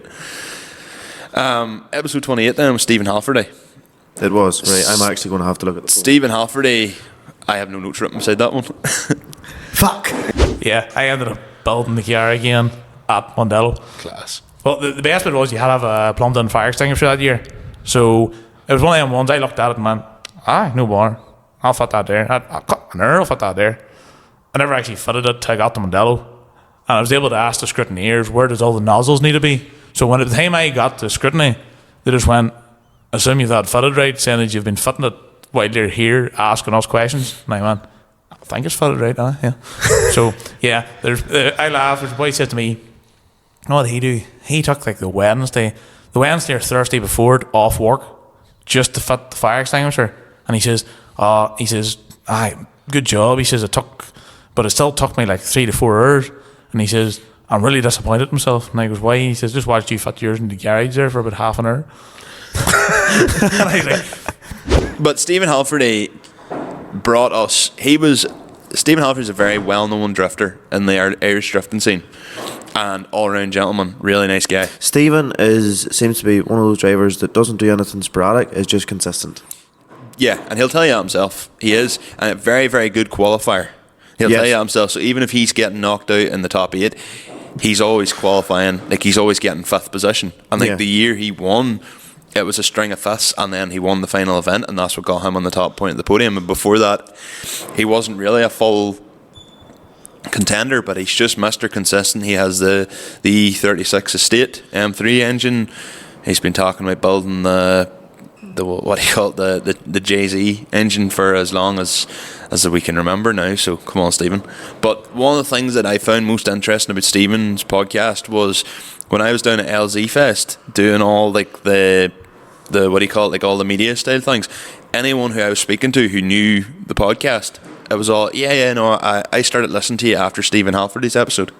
So Stephen Halferty gave us a gateway that was very natural where we wanted to go. Yes. But we probably couldn't have had a better man to really, because Stephen is so funny and very good on camera. Talk all legs off the donkeys. And so natural. And as I say, just very, very funny, very good storyteller. Because I commend, he sat down and like he was like, oh, don't know how this will go. And then after 10 minutes, he was just having the crack. So then, episode 29 was Just Drive It. And I don't know whether it was a time where we were supposed to have a guest and then they couldn't come on, so we kind of had to pull something together last minute. And I think that's actually kind of what it was. But it was kind of tied in with conversations I'd been having with Ryan Kelly. And talking about just like actually getting out in your car. I think this was when we'd started talking about the rear wheel drive run he was organising at the time. Yes. And you started talking about your Civic. I bit the bullet and saved up and got the car. And the first thing I did, if you were me, technically, you could have bought the Civic and put it in the shed and went, right, I'm buying Honda, going to buy the exhaust, buy the manifold, going to buy the intake. Aye. You know, you'd have been like, right, need to do all this here, Yeah. and I need to do it myself. I can't have this car out until... you know, I can't do this, whatever, in case fucking Joe Blogs is like wondering, oh, you're hardly driving about in a standard Type R, going from this, that, or the other. Right, I didn't give a fuck. Well, yeah. I suppose it's like anything. If you get something that you've always wanted to own, what the fuck's the point in looking at it? Mm-hmm. Go and use it, enjoy it, get the full out of it. Like, but less and less people are doing that, probably out of vanity reasons, saying, oh, I want a Lexus, but I don't want to drive my Lexus till she's slammed and sitting on the correct set of wheels and kitted and all this here. That's the thing though, I found with that car and with any car I've owned and I've done into it, like, when you do something to a car, lower it, wheels, spoiler, kit, whatever, you're always, it's like you've now achieved something, you've saved up, you've done something to it, and now you've something to look forward to, and you can't wait till this gets on it. Yep. And all that crack. Whereas, like, I would be fucking depressed when I got the car. First 2 years, definitely. If that car was for ever any reason just sitting in a shed, well, it was a bit depressing, to be honest. You know, I was getting withdrawal, something big time, and I couldn't drive it. Time has went on, your mind has changed, but maybe it's because it is during the middle of winter time, but I think once the good weather comes, like you're saying to me at the minute, Doc, I might just leave the car down here and sure I'll come and get it whenever I need it. But Conor, the second the good weather comes and stuff starts happening, you will be straight back out wanting to drive the car again. And why wouldn't you? It's yours. Possibly, yeah. But it's sort of that thing. It's now, I've now owned that car over 4 years. Yeah. And I've done 30,000 mile on it. Probably the majority of them in the first year of ownership. 15 the first year. So episode 30 then was Owen Smith and Andrew Morton. It was. And we were talking about tractor pulling. So this is kind of, we had obviously went to that pull just before Christmas 2023, and then they came on, and to be fair, two big names in the tractor pulling scene locally to us. That was a sad day now. That's when I got I was cross. I don't even much point of denying it. I was raging. So that was when I got my first set of Michelins in the field. So well, did you tinker the tractor much between buying it and drag respec? See, they already were screwed a wee touch, like they were sitting around 140, 150 horse. And Matthew and Wesley, it's fixing your tractor. I was like, Andrew texts me and he's telling me about what the horsepower the 14 was, and he was like 180 something, and I was like, oh Lord, I need the Vaseline for this because I'm going to get shafted, like. Literally going to get my ass handed to me in front of the Grassman video and up against Andrew, and then we all know how that went down. It was, well, all I can say is you went over the finish line and the passion and whatever you showed were winning. I mean, you nearly jumped it, you said. They couldn't have showed my reaction, like. Couldn't have. I think it was a matter of, for fuck's sake, you do get thick, but right. That's the thing, but you compare them two tractors, there's about 20 horse of difference in them, 25 horse of difference in them, and about maybe 2.5 ton of weight. And then you take into consideration the bigger rims and stuff. All them wee things factor in. Like, the Smith family, not only like Owen obviously does a lot of the leveling. He used to pull himself. He does a lot of the leveling, track prep. Niall bought the V8, the big proper tractor puller. Ewan, the other brother, Ewan's involved now with all like the measuring and all the bookkeeping and all that there, and Bob's just there to keep the whole show rolling. He drives the lorry, takes everything there. So the Smiths are very, very heavily involved with the tractor pulling. Andrew Morton is just Andrew Morton. He's very well known. His 1455 International is most of it's there. The 727.5 International. It's making all the power of the day. And the pair of them, obviously, they go back a long time. They did the pull together at Drag Respec, which is like the video where Andrew was driving Grassman's 1455 against Owen's F130. And basically the whole conversation was talking about tractor pulling and different things they'd done and different events they'd been to and how it had evolved through the years. So in episode 31 was the D-Turbo podcast. That done really well for us. And to be honest with you, it's funny. It came out at the fucking time of the year. It was out on Easter Sunday. It couldn't have worked any better. And the thing about Easter Sunday all this year was all the D-Turbos at the port. D-Turbos were at it. Mm-hmm. We did not pre-plan that. We are happy that people pre-planned that for us. 2024 was definitely the year of the D-Turbo. We had Conor Kelly on, and what can we say? Because I can remember the night me and you were going through Kilray. Yeah. One of the best nights of my life. It's just me and you trying to cog fifth gear going through the town. Left foot braking, trying to get as much smoke out of the car, and then the next night the Vosel landed in Kilray. Done everybody. Do you mind going to the go-karting in Kilray? I was thinking about this too. You overtook the boy on the bike and you just put her in fist and just smoked him out. I don't know, I used to do that too. Do I mind on the way home from go-karting one night too? You were behind me in the polo. Yes. I think Stephen Tom was with me. Could well be now. And my horn fell off. Just fell off, rattled out underneath there. Standard. I'm nearly sure you went back and found it and you were like, this is what it was, it's okay. And I was like, oh shit. Was it him or Marty? No, I'm nearly sure it was you. Can't mind doing it, but I don't possibly. think Marty wouldn't have stopped. Maybe not, no. Well, no, I wouldn't. No. Just It was a very, very funny podcast, Conor. But that's what I'm saying. Conor obviously was as a guest, but it was still about the topic. And we just chatted shit about us going through like Kilray back in the day, blowing like left foot brake and blowing reek at each other, and just having the crack and seeing like boys and all the black smoke piling out the back of the cars and just being like, that's cool. Like, it's funny now you say that. Yep, that does all come back. But to be honest with you, still like. They're one of those cars that, 306 3-door and like Mark IV Golf 3-door, they'll never be bad looking cars. No. They are like, designers now take note because they are class looking. Yeah. Those cars, there maybe would have been a time at one point they maybe would have looked a bit. Like Phase 2 306 never really was dated. Always looked a bit dated. The Phase 1, probably the nicest looking out of them all. The big square fog lights and all. I would always say the big Kingfisher green Phase 1 too, but I haven't seen Pascal's. Like black's really nice in Phase 1. Black's class in Phase 1s. Any colour's nice in Phase 1, to be honest. White or Miami blue or whatever. Like they're all Diablo red. They're all class. Like to the be only fair. car I would buy in green. Yeah, even or gold. Yeah. Well, you only got gold, I think, in Phase 2. Oh. And maybe you could convert her like. Oh yeah, you could. Then in episode 32, we had the arch nemesis and rivals on. You give them some touch about the name. At the year it was due. Or not the name. We had Tasty Gobshite on. So we had Dion and Nathan come the full way up from. So that was they were up for the port. They were. They come. Dion's from Castletown, Bearhaven, and Nathan's from Dingle. Like literally, you couldn't. Sorry, was it not Dion you called him for? Dion at the start. Like I'm you couldn't sure get Dion. any further away than the Empire.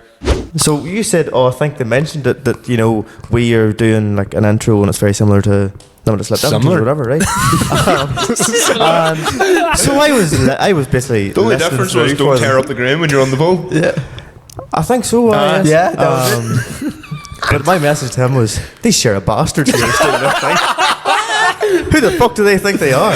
Oh, I don't some laugh when I first started. We were sat in the shed to record our first episode, and with my work I was like, we need a disclaimer, That's the same as me. because I was like, can't afford to lose it. I was like, Jesus, exactly if the this is same the as reason me. I lose it, I'm like, whoa. So I was like, we were sat there, I'd say we were a good half an hour. And I was like, fuck it, I'll just use the boys and we'll make our own one up down the line. Figure it out later. Because then, actually, it was the day then I heard it. I actually was talking to you that same day, and that's whenever I was like, kind of like fishing around just to hear what the crack was. And then when we were chatting, I was like, actually, do you know what? Nice fella, like. And then we sort of got chatting, and then I was like, do you know what? Like, because we were talking about it anyway, and I was like, look, there's plenty of work for everybody. Yeah, there is. These are literally the other end. Like, as I say, draw a fucking diagonal line. Yeah. You just couldn't get any further away. Wouldn't even matter, sure, if you were 2 miles down the road. I'm still going to call you a wanker.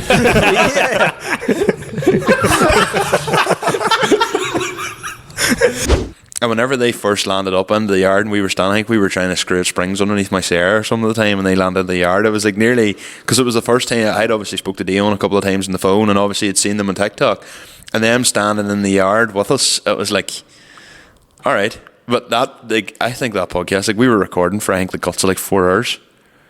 We had so many technical difficulties. Was it not because I got phoned or you got phoned? Yeah. Or? And then there was a sound like a cow had broke out up the yard, and there was a couple of like door gate banging noises and all this here. But like, to be fair, sitting with the Empire, like they're probably the generation below me and you. You say we're old? We are older for the scene, to be fair. Like, I'm only joking. Of but course it is true. Like, to see it through their eyes, and like 2 young clubs with very, very similar interests to our own, and how they. It's nice that we sort of half inspired them to do their own thing. Mm-hmm. Now, I do wish that they would come back and do a bit more stuff. They haven't been as active recently. They're still doing plenty, but Perham's working a lot there. Like, and there's a few other things that went on in the background, but it'd be nice to see them come back out with something now. I would like that, to be honest. It's nice. Like, I listen to them anyway, and like, to be honest, like, Tasty and Gobshate's part of the reason how Falvey came on our radar. Oh no, completely, yeah. And we have, and like, they are, for all the age of the pair of them, they're very well connected. The biggest, I suppose, concern with them pair is they're very far apart. True, so record like 2 years or something. Yeah, so long. It's probably like, as the crow flies, it's probably 20 minutes. But the roads and all down around West Cork and Kerry are pure shite. Like, so. It's like the equivalent of me driving to Dublin or something. So yeah, and like, you're 20 minutes over the road, and can still be fair a shitty enough drive home if we've stopped recording at like 2 o'clock in the morning. Yeah, so this looks like it's going to be 2 o'clock in the morning. Yeah. Then, definitely you could say in some circles the most high-profile guest. Yeah, 100%. You put a lot of work into getting this to make this happen. Yes. I regret wearing farm clothes during it, but here we all make mistakes. But on episode 33, we had Scotty Fairno over.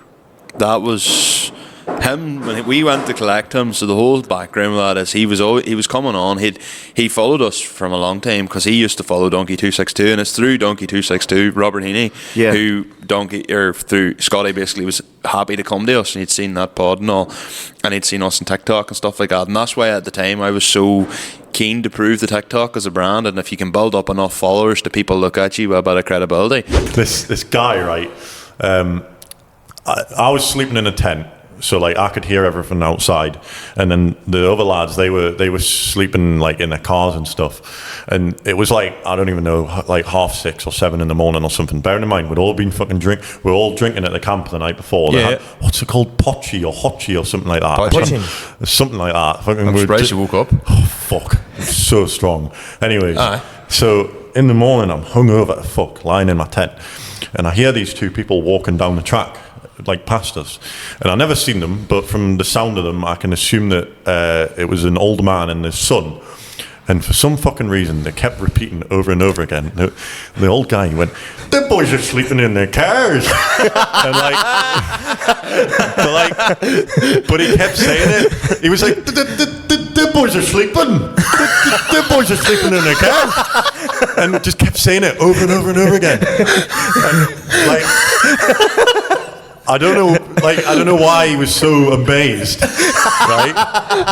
It's not that. I mean, it's the fuck you get the accent. Exactly. Because I heard it a million times. The boys are sleeping. And it was like, eventually it got a point. Scotty Fairno could be a fucking interpreter for the Donegal people.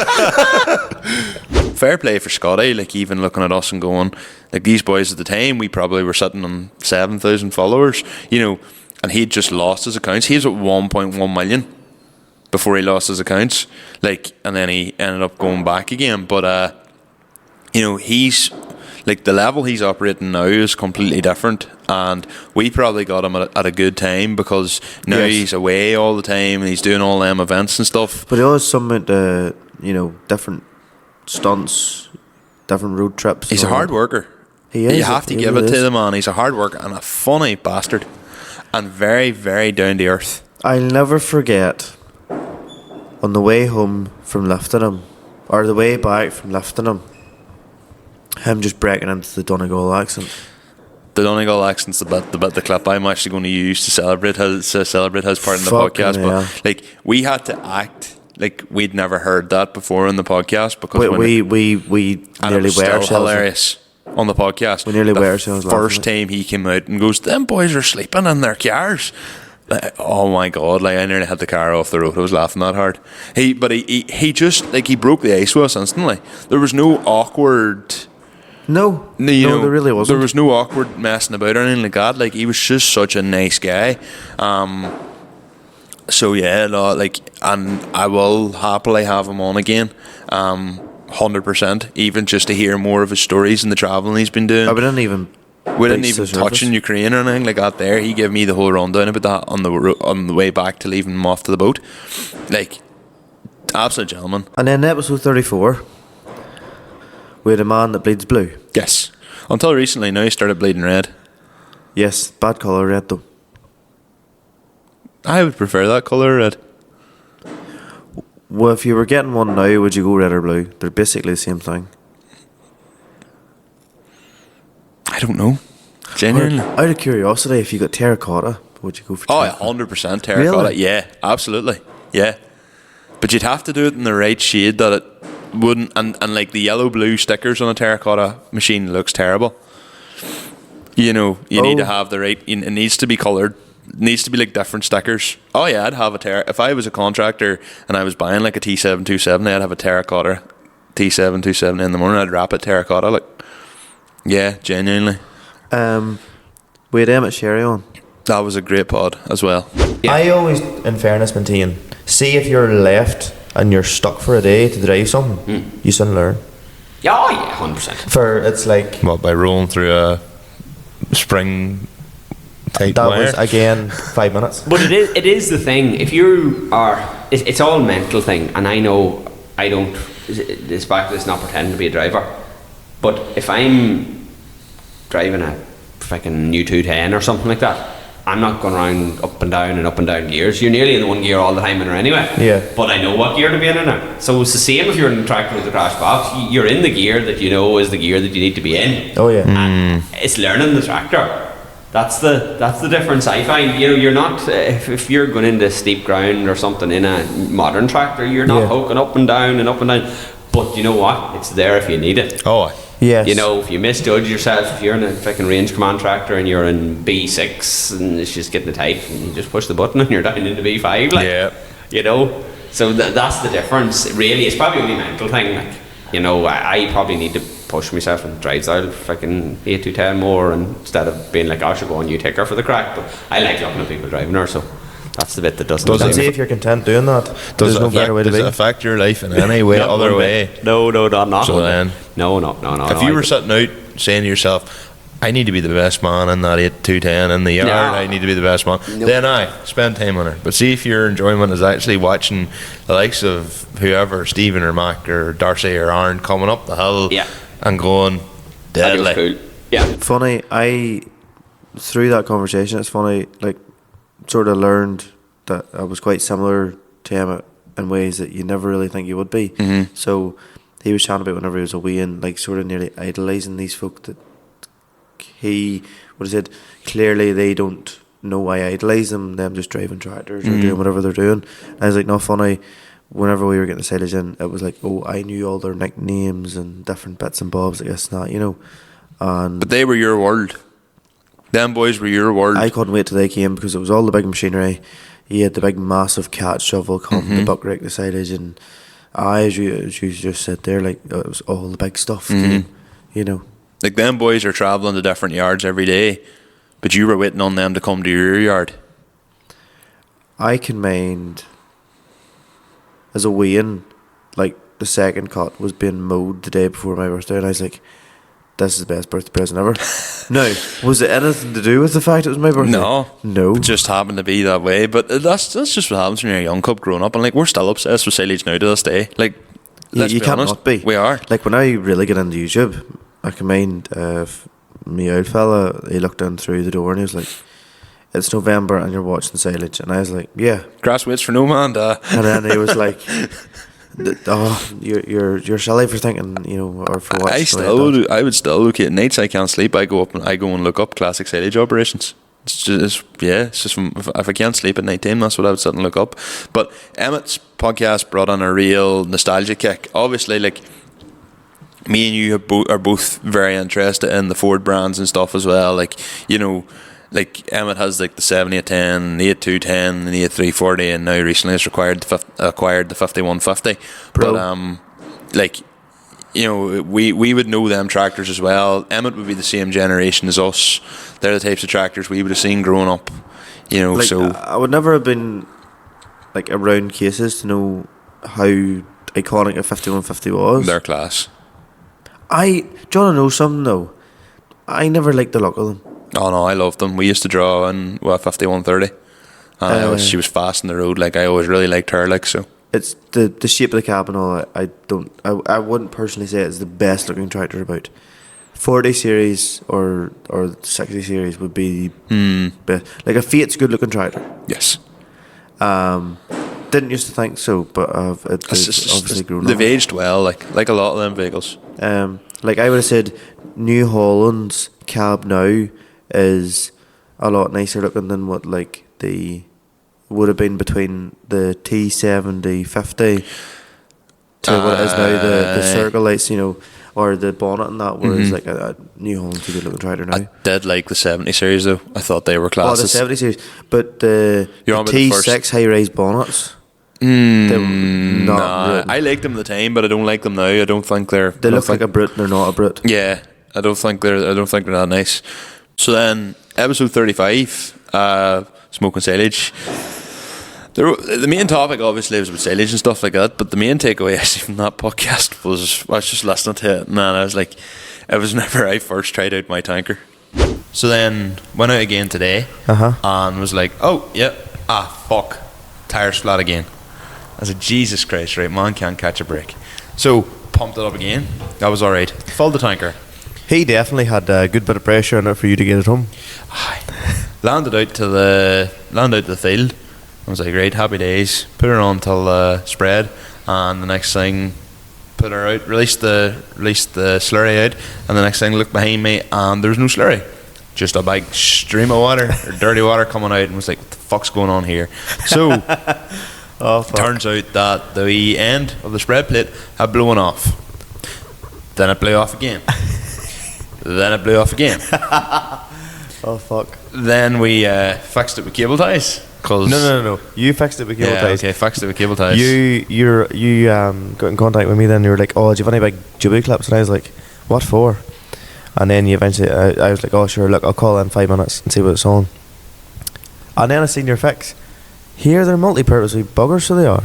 Well, You just need stronger ones on. And that's you're checking the notes there to see what I've written down. I thought you just said This is the note you wrote down. Michael talks about the disastrous first time using his brand new second-hand tanker. Brand new second-hand tanker. So I'd bought. So, but to be fair, I looked at the first one. Brand new second-hand trailer. I was like, oh, that's the time he bought his trailer then. No, his tanker. The brand new second-hand Coke can. I was Emmett called it in the podcast for, and he goes, "Is that what that thing is? I thought it was a Coke can."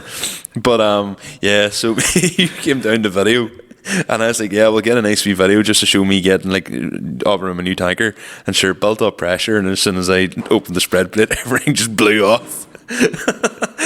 I'll never forget the fact you had the rubber cone at the end of the splash plate. That blew more around the back of the tanker. No, it's the fact that you had it cable tied. Yeah, cable tied. That's all we had. Because we didn't have a big enough clamp to hold the rubber clamp on, and then I did get a big enough clamp to hold the rubber clamp, the rubber bit on, and then we realised that the spread plate was for fuck off. And there, you have a video of me going across the field, and as I say, there's more slurry being spread over the back of the tanker than there is on the ground. It actually looks from now it was late at night. It was 11 o'clock at night. So you started to spread slurry, and there was 2 loads, and the field was finished. Yeah. Talk about 2 operators. But even at that, I took the video. And your back window was open. I was like, you're nearly getting fucking soaked from the back into your tanker. Yeah, so that was we talked about that in episode. If anybody sees that video, they're all like, he's actually putting more slurry over the tanker than he is at the ground. And then episode 36, have this written down. That was the episode where we talk about Lexus AS200s. But truthfully, the main character syndrome kicked into me again. Did it? That was the episode that I talk about going and lifting my silage trailer. Monday morning, I jumped in the tractor at 6:10 and drove to Ballyclare to work in Ballyclare. Take a tractor to work? I was there for 7:30, landed in, and John was like, "What the fuck are you doing?" And I was like, "Sorry, lad." not long in the new job, like, and you're taking the tractor to work, like, and it's just like, of course, because obviously you can't go on the motorway. Ballyclare had to drive then through Carnmoney, up like through Glengormley, up onto the Antrim Road, like past like the Lansdowne Hotel, down. What way did I come on? I think I ended up coming down Clifton Street, out through onto the, out like onto Duncrew Street nearly. No, that's where I came out. I came out at Yorkgate, right, down York Street, past where like the James Crow and all.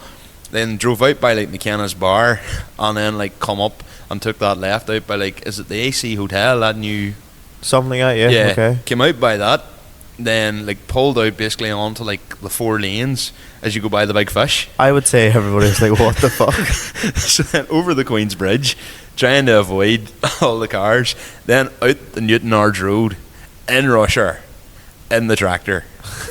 You talk about a fucking session.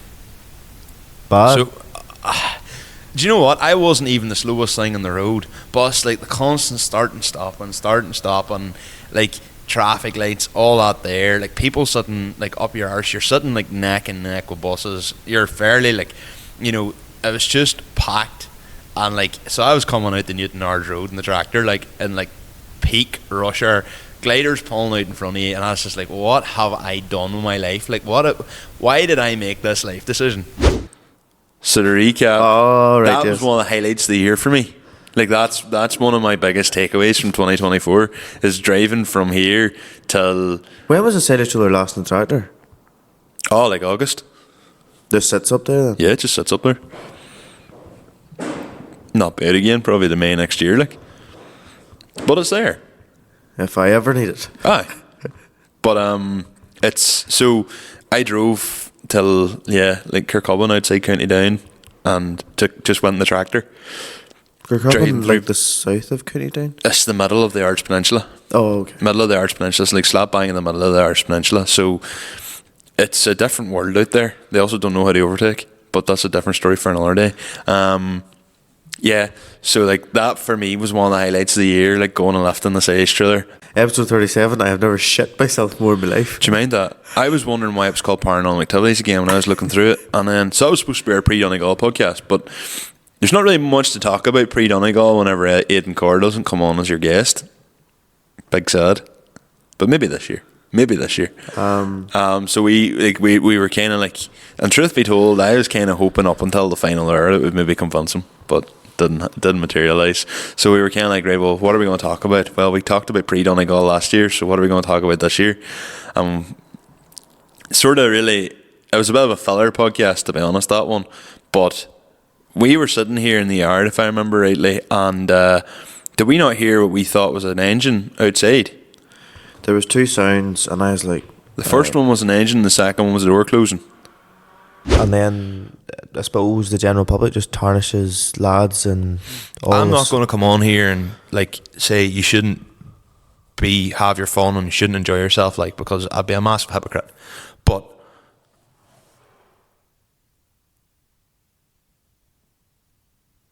pause.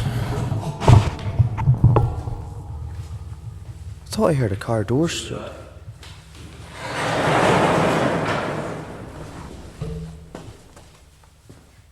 So, look, hey, we've just been interrupted there by, as I was saying, we've been interrupted by, don't know what it was, sounded like a car door slamming outside in the yard. It's 12 o'clock at night. There's no reason why anybody should be in this yard, like. So we went for a dander around to see if anybody's about. But anyway, it's kind of throwing the run of us because we sort of half forgot what we were talking about. And we record this all in one line because if I stop, do this now, I'll have to start it up and set up a second thing. It's just not worth the hassle. So I looked, it was like I was looking in the space there, but that threw you off a bit now. It does indeed. Like, no word of a lie, hey, you got a grape, and I went up with a spanner. No, sorry, a flathead screwdriver. Now, to be honest, what was I going to do with a flathead screwdriver? But hey, we were rattled. We were rattled. We came back after to come. You can hear it in the edit. You can actually hear it. We were rattled. I have been that rattled before. That see, every time I jump into my car when I leave this place, I look at my back seats. Fucking hell. Even though the car's parked out there and you would clearly hear the door opening. No, you just don't know these days, you know. No, hey, I was well rattled, to be honest. You could have wee ninjas from this day. And then episode 38 was Shay Lahern come on. So Shay Lahern won King of the Cone. That's right. The most interesting part of Shay's story, like, Shay was a good guest, good crack. He nearly wasn't going to go in to do King of the Cone or any of that at all because he had the issue with the engine mount in his car. Yeah, and he ratchet strapped on the Friday. Yeah, he ratchet strapped the engine down so it wouldn't go anywhere, which is rash. And then on the Friday night they went out. Well, he tells the whole story anyway. So let's start off with the Friday this year. Aye, very bad. Got till the hotel, went to check for oil and water, and the engine mount completely sheared. How did you know to check for the engine mount, or was it that obvious? Oh, it was obvious. Oh, right. So it's not like you had to go home. No. I keep hitting your. You do keep hitting my apologies. camera. Like, how do you like sort of? Because I was sitting thinking, like, does this man? Like, were you purposely going around and checking the engine mounts and all this? No. Oh, you noticed it a mile off. As soon as I opened the bonnet, I could notice something like was sort of laying a wee bit, but it didn't really dawn on me. And it was when I went to open the water bottle thing, I looked down and just the engine mount was just completely sheared off, and I was like, "Oh fuck, this is not good." And so you're talking the actual mount that goes, like, literally bolts off the engine onto the rubber mount in the car. Not the cast bit. The rubber bit was right. Oh, in half. the rubber bit was completely. Oh, I torn thought through. maybe it was the cast bit of sheared. It was the rubber bit. The rubber bit. Jesus Christ. And what I went to do was push the car back in the corner and get a bottle of wine and start drinking at King of the Cone. And fair play to Jack and Mayhall and Ryan, they were like, "Come on, get the fucking car done." Like, Because boys, what do you do? Like, and I put up on Snapchat looking at an engine mount, and everyone was texting me trying to help. Every single person that was at King of Cone was trying to help me. Yeah. Like, how did you have to get in underneath the engine and jack the engine up Jack the engine up on the sump on the sump. or the bellhousing? Sump. But we got a block of wood. I was going to say. On the Friday night we were out drinking, and that was the plan. Weren't allowed to go home without a block of wood. So we were hunting in every corner looking at a block of wood, and Mayhall, he walked past a wee place and seen a block of wood. Okay. And he came running over and he's all, and it's the perfect block of wood you ever seen for jacking an engine up on the sump. Fuck, that gives me the fear, even jacking an engine up on the sump. The one thing I took away from that is, see, when you have the right group of mates around you, Oh, of course, you can do anything you want to. you'll do anything. Like all them boys, you know, all they wanted was for Shay to go out, like the likes of Ryan and Michal and all them lads and Jack. Like they all wanted him to go out and drive. Like it was a shame that he come up that to the rally and didn't, especially when he'd got into King of the Cone last year, and he's a very, very good pilot. Well, he would be because he won it. Because he won it this year, you know, go figure. But Hint, like, hint, Michael. I was like, one of the best bits was the fact I gave him the Learn to Count book. That's right, and then actually paid And then dividends. paid dividends, and now he knows how to count. So that book now has to go to Luke Quinn this year. But he like it was nice. It was nice to be in a position like where in previous years, like King of the Cone still is a big deal. I still think it's class. Like, but King of the Cone, like whenever I stand there in 2015 or even 2017 and looking at like and seeing all the boys out in the arena and being a spectator standing on the side, to them be in the position where you're not only you know the driver, but you're actually friends with him. Like, I'm friends with Shay, like, you know, and I've known Shay for years. So, like, walking up to the end and, like, congratulating him on taking the videos, it wasn't just, like, you're taking a video of some randomer. It's taking a video of someone who you know and someone you're friendly with, you know. And to see that progression of even ourselves was lovely. And then episode 40 came along. Episode 39. Is it 39? Oh, fuck. Learn to Count, Conor. Let me take this one. I do not need to give it to have that book. But anyway. Let me take this one. What have we talked about in episode 39? My big breakdown. Your big breakdown? Remember the video of me sitting in front of Mary? That's terrible. I shouldn't be laughing. Because yes. that's literally what you said earlier. Is Michael does things and then doesn't tell me, and I thought that's exactly what you were getting at. And then Juan's messaging going like, any word of these videos, like, and not being dicks about it, just being like, oh, where are these videos? I would love to see videos. And then in my head, I was like, I need to get these videos up while it's still a hot topic, like while it's still fresh, you know, while everything's going. Probably this, but we didn't talk about it so much, but it was like, I need to get these videos up, like, and like, it's, you know, if I don't get these videos up, it's like we're gonna miss that gap. Yeah. Because I was like, this is the time for us to really explode the podcast. And to be fair, like, everything did take off over the head of that video. Oh, but aye. that video, No, did I? trying to get that video edited and out in time fucking killed me. And then it got to, but then we had no longer finished that. That was the Sunday we recorded. Then we're up with Shay then on the Sunday night.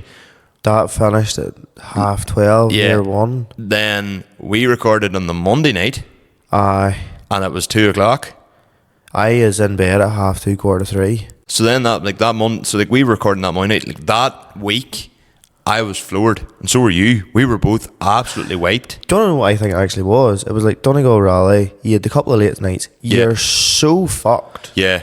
and run down. I think your body was just trying to hold back and hold back and hold back, like, and then 'Cause- eventually it finally got a bit of a clean run after Donegal. I think your body just went, fuck you, you're done now, like, because we had that free the two of us weekend. the two of us just died. Like, we were like, so then that week we were both absolutely fucked. You can probably hear it in the last podcast, especially in the Monday night. Me and you were both not well, so we were both, but I was trying to get everything read up, and then I was like getting everything, doing real late nights, trying to get everything read up for On the Pull, because I knew as soon as I had to have everything done finito by the Thursday. Same as the Donegal Rally episode, it was Thursday, and if we didn't make Thursday, it just wasn't getting done. Yeah. So I was like, right. So there was all that pressure. Then we got to On the Pull. We will talk about On the Pull properly in a bit because it deserves its own segment. So we're going to do On the Pull part 1. So we'll slide past On the Pull to then, was it Sunday? We both conked out. And then on the Monday, I had my mental breakdown. Well, yeah. Yeah. No. You have a well. Yeah. I do talk about this in the podcast, but basically to recap, that was straight after Donegal Rally, and we were getting ready for On the Pull. I was in France with work and had COVID in the middle of it, and didn't even realise it COVID, and I was so unwell. And then you gave me COVID. Yeah, where we were recording here. Yeah. Yes. And we both just got recovered in time for On the Pull. thankfully. Yeah. Well, I did anyway. But it was. I remember like the Monday night we were recording on the Monday night. I felt like ass. Tuesday night, like trying to get the podcast ready because I think the podcast was coming out the same weekend as On the Pole. Trying to get the Donegal rally video read up while I was doing it while in the airport fighting shitty internet, and was trying to get stuff on TikTok, and it was just like I was trying to do too much, and I'd completely wore myself out, and I just like at that point I was like. That was when I was still like, we need to be building the TikTok, we need to be getting more names, we need to be getting like this. I was really, really, really pushing, and it was like I was just seeing how much at that time I'd been sacrificing for the podcast, like other personal things that went on, like people taking it unwell, and me not even being able to be there to help them and stuff like that, you know, like in my personal life, because it was like, I need to get this done for the pod, you know, like in a way the hard work definitely did pay off in certain ways this year, but it didn't come without its sacrifices. It didn't come without its downs. Now that being said, like some of the support I got off the back of that, like that message and me talking about that, like the support I got was unreal, and it was like, you know, keep it going, Michael, you know, you're doing a great job, you know, take your time, whatever you need to do. Episode 40 we had John McLean, first ever returning guest, only returning guest so far. No better man, in fairness. No, and we obviously talked about the On the Pole and the logistics behind it and what it takes to do it, and it definitely, I had a different role helping yourself the year, and really enjoyed it. You see how hectic it is, but it is class. No, I really enjoyed it. It's class. I loved it last year. Like, this is what they'd said to me. That's they were how you get to know people, like, 100%. What was your highlight, you think, of the event? Either building it up or the day or bringing it down? If so, one of your favourite bits was pulling it apart. I don't know. What would be your highlight of that show? Highlight of the show was very different to, I don't know, the highlight of the show. Well, like, I reacted to the same polls everybody else reacted to. You know, we only sent Tugwell's wee fent up because he brought the 4 over for the crack. He only intended to run 3 up the track, and it wasn't is it a 211? 211, yeah. It wasn't a 211 he intended to run up the track, it was the other fent. We were calling it the garden tractor. And we thought we had an odd number, and then when we were doing the matches, we'll send that up the track, and I think he just ran it up for sport as well, and it just did way better than anyone ever anticipated. And it left Hugh Barr getting shock and abuse because he was beat by a lawnmower. We've given him some death in the group chat, like, but like that scared Adrian. Adrian got out of that and was like, I think he didn't want to make the semis. He didn't want to be in. He told me he didn't care if he was losing. He wasn't going as hard. That's what I mean. I said to him, I says, like, just go up the hill and sandbagger. Don't once you get up there, just take your time. Don't be stressing. And then it's only because Donkey wiped out a few barrels, I think, that he made the final. So Donkey, it was his to lose. Yeah. And he lost it. It was literally it was a 130 horsepower Sammy versus a 109 horsepower Fairno fent. Like it's mad to think that the man that didn't want to be in the final got to the final. Got to the final. Yes. So that was a good one. I can't say, for in all fairness, I can't say, oh, that was my favourite run, because I didn't see all the runs. I saw very few, actually, and the other one obviously was heavily involved with was the 698, because it's like, are you going up the track? Please don't go up the track if you're not feeling safe. Watching it like a hawk. Well proud of him. Like, I mean, all-time Hall of Fame there now. Like, that man just needs to retire and say, I am a legend. Yes. Yes. You know, for his own safety, he does not need to prove anything to anyone, ever. Like, and this is, like, you know, like John was like, you know, last year he was like, you know, you were running about like a madman. I was like, yeah, but the thrill of it was class. Like, I thrive in doing that, and you've seen as well. You were able to do the same as me. Like, the pair of us were just running about, especially. I'll never forget you standing at the gate. I just going, driver number fuck knows what, and he's just like, yeah. To them beside you, that was like, worse last year. And no, but like, what I mean is, they were standing at the gate waiting, and obviously you didn't know that, so you were shouting, and they're like, yeah, I'm here. I was like, oh, well, I didn't need to shout now. Then what good is going out and just talking You know, but the amount of ones that said to me even last year saying, you know, hearing you going, now driver number 68 is implanted into my brain. And I was like, yeah. I was coming out howling. Like I nearly lost my voice last year with doing it. We didn't have to do it. It was definitely a lot better set up and different. There was a lot of learnings that had definitely been taken on board. And I suppose like the year beforehand we were chatting to John, it was very much like, oh, let's talk about your event and how did you start and what's the crack of Farmflix. And like this year it was like, right, let's get technical. We know the crack of Farmflix, we know what you do, we know who you are, John. We've now spent time in your company, you know who we are. We're what we did for you doing the drivers. Like we still to this day are getting people saying about how happy they were with the driver selection that we did pick. Yeah, and that's a nice buzz. It's as much a compliment as I'll ever get. Mm-hmm. Episode 41 was a bit of a surprise for me because it definitely told me that everybody has a story behind them, and some people are just funny, rash bastards. Like, Mr. Danny Tolan, like he is so funny. I had obviously a good idea of who Danny was. You'd seen him obviously from King of the like, Cone and stuff. I had no relationship with him. Yeah. Fuck, he's a funny bastard, like. And a real nice lad. Oh, real genuine genuine good person. I had no idea I was going to get picked for top 16 or anything. And, you know, Donald Holmes was doing the video one. Mm-hmm. And I know Donald well enough. And he was, you know, as you come in the King of the Cone to go onto the slab, he was stood there doing the video. And I was just, get out, stretch myself. Went up and chatting to him. And then next time I got tapped on the shoulder, down holding. I was like, yeah, and I got top 16. I was like, alright, sound, no why. I was like, I'll fucking do this with a crack. Well, what sort of feeling was that? Because the first year Shay was buzzing to get that top 16. So see, I didn't go in to try. You had no get top. expectations. I had no expectations. I was going in, no handbrake. I'm just going in for the laugh, like. he said himself he was going in for the to get it. Yeah, like he was going in for it. Like Yeah. hell or high water, he was getting wanted it. Yeah. No, Your that- life in a nutshell, Donnie, just seems to be have the crack. Have the crack. Let Fuck it out. everything, just have the crack. Have the fucking crack. As long as you wake up in the morning, you're still there. Fucking send it. Literally. But just, I was like, oh, fuck yeah, we'll give this a go. Sure. Had a good old buzz.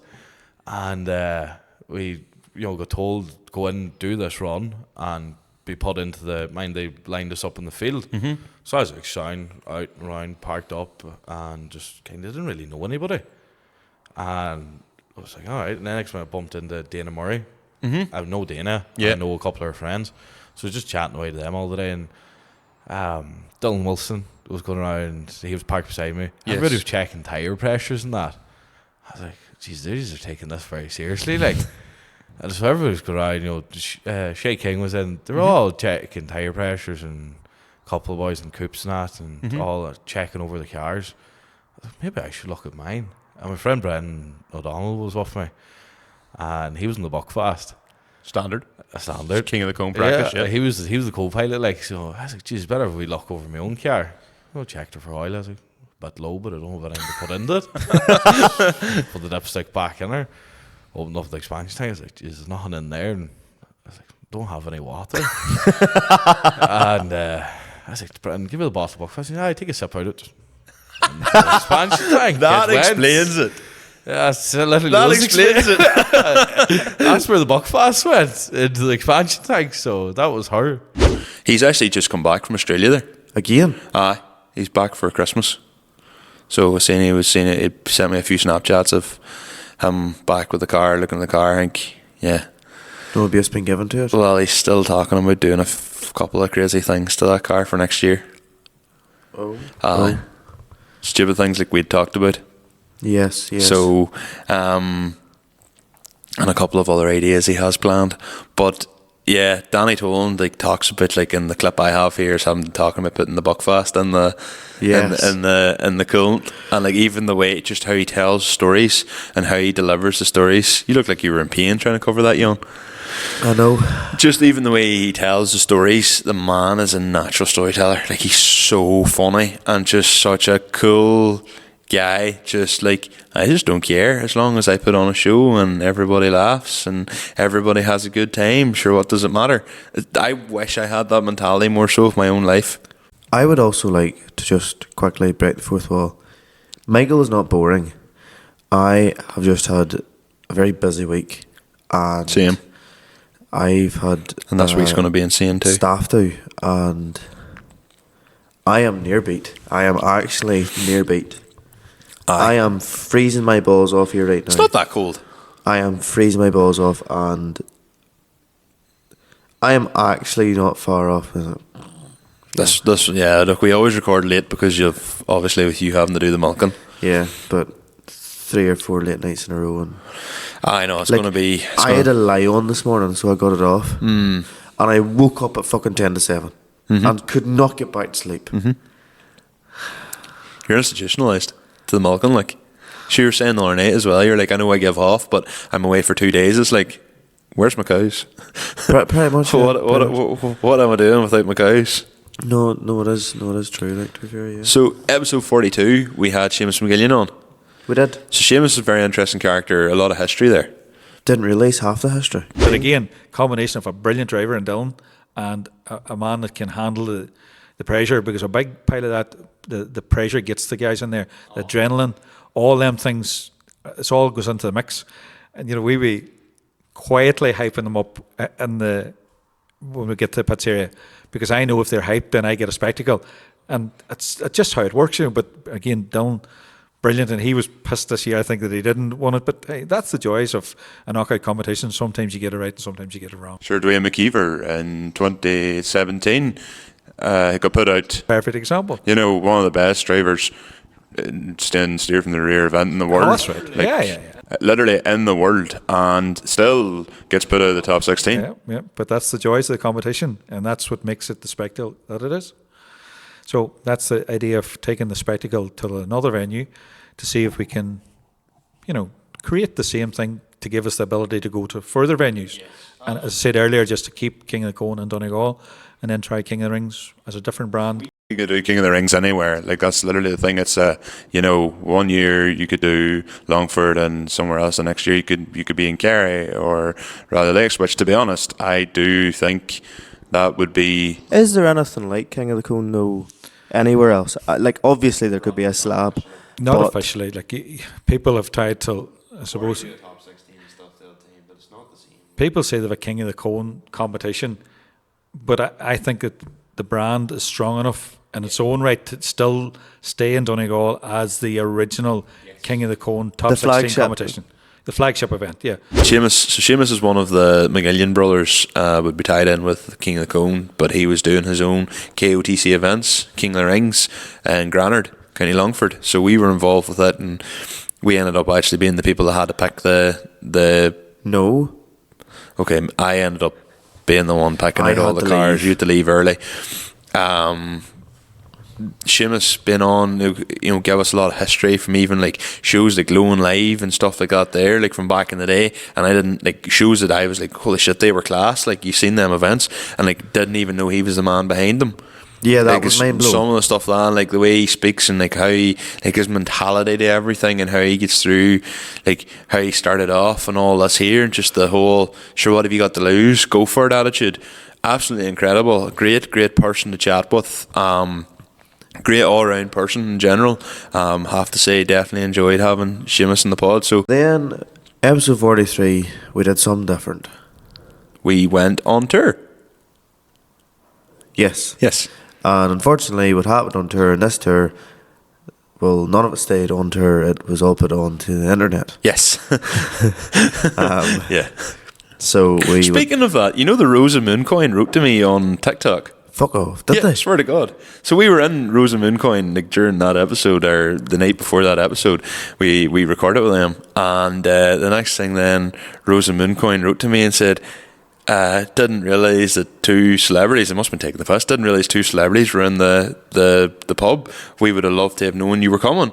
And I wrote back on, I didn't even know I was going to be there. I was like, and they were like, it'd be a bit of great marketing for us if you were to say something. I goes, go listen to episode 42 or episode 43, and I goes, and you'll hear a whole spiel about the Rosa Mooncoin.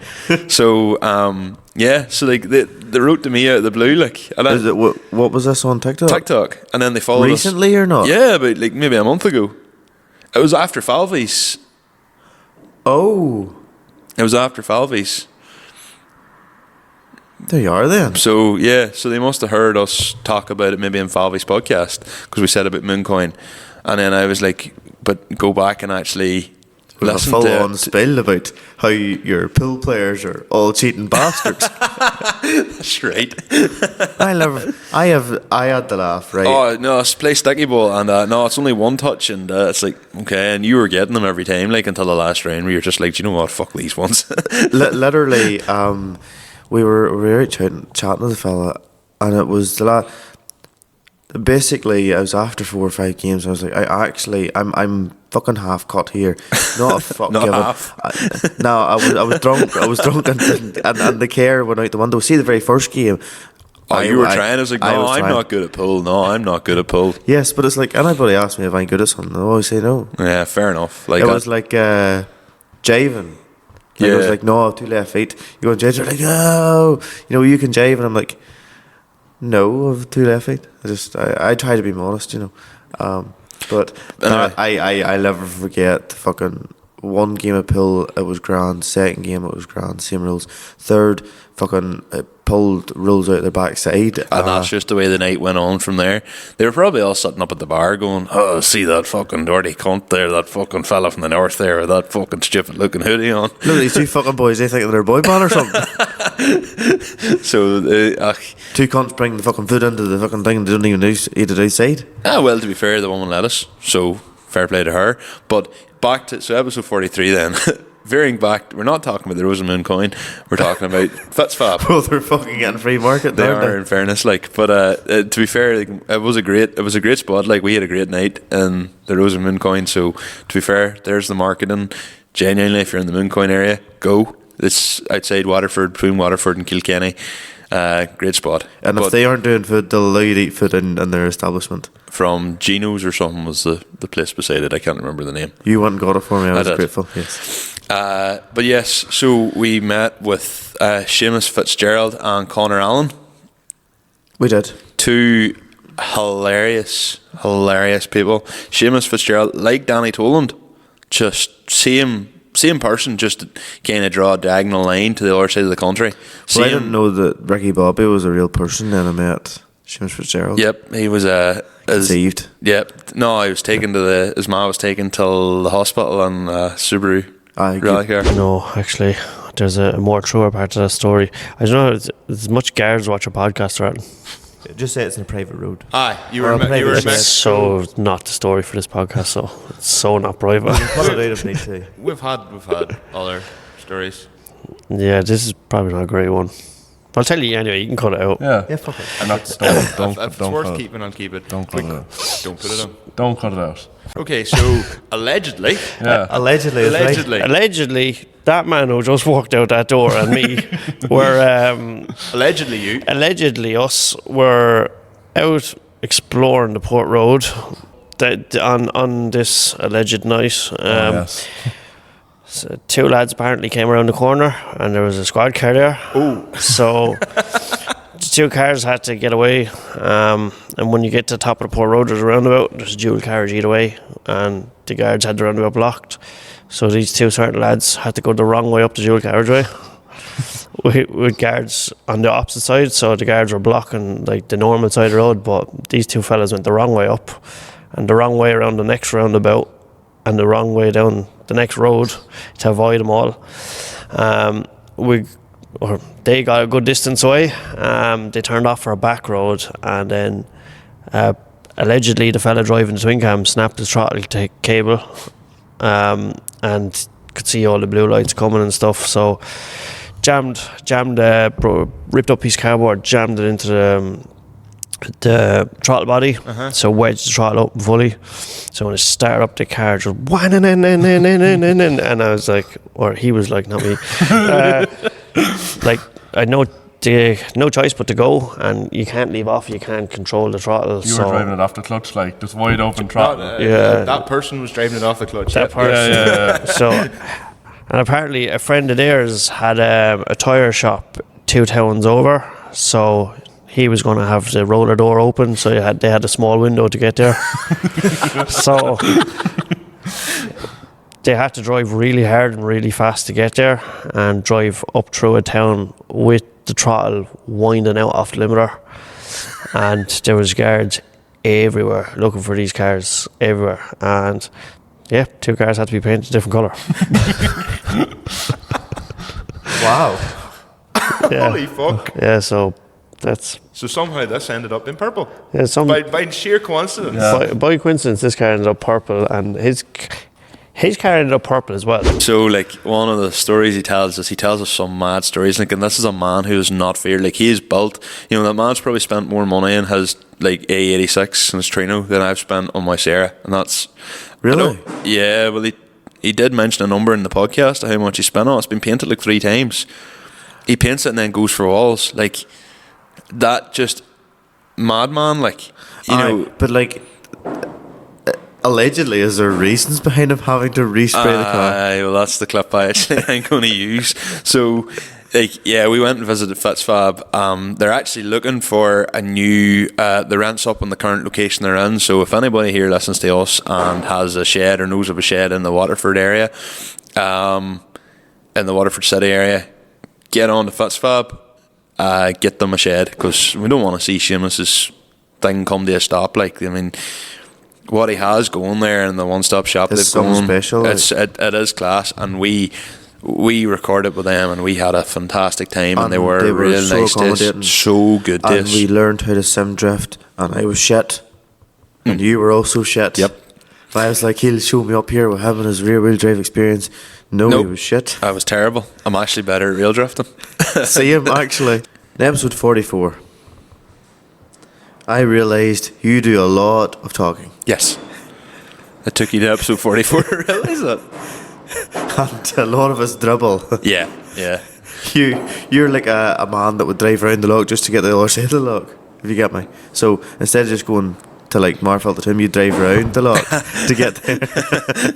head down through past Dungannon, round by Portadown, and back up the Antrim and round into Doom. You still couldn't be finished. Aye. No, because there's one point in that where you said to me, you were like, did you just basically try and have this conversation to say that you would own a Fiat? And I went, yes. And you were like, why didn't you just say you would own a Fiat? And I think if you're your own farmer and you're not really doing anything, you know, you're not in it every day, flat out, all the time, I don't think you need to live this life of luxury. So for me, like, if it was me, I'd be trying to do it. You'd just buy older, more mechanical equipment. You'd buy a Fiat then? Of course, absolutely. But like, I think if you had a Fiat, like say likes of a 110, and then maybe a wee smaller tractor. Suppose, like, when I asked you that question, I was just like, this will be 10 minutes of talking jargon and then Fiat. Yes, absolutely. Funny, right? I don't listen to many of our own podcasts for, again, don't always get the time, but I commend you. You specifically said, right, you need to actually have a listen to see what you think of this. And literally, I was like, so what tractors did you buy? And you went on the spill. I'd have something old and mechanical, yes, and something I could fix easy because of this. And you were like, so you'd buy a Fiat? And I went, yeah. But we had a good 10 minutes of shite. Oh, I think there actually was about a good 10 minutes in front of that. Even were fucking, it was like, they're cheaper. And then he had described why they'd be cheaper. Yeah. And then, but you would like the second tractor would be a great job, and just have all these things hooked on all the time, so you'd have 10 different tractors.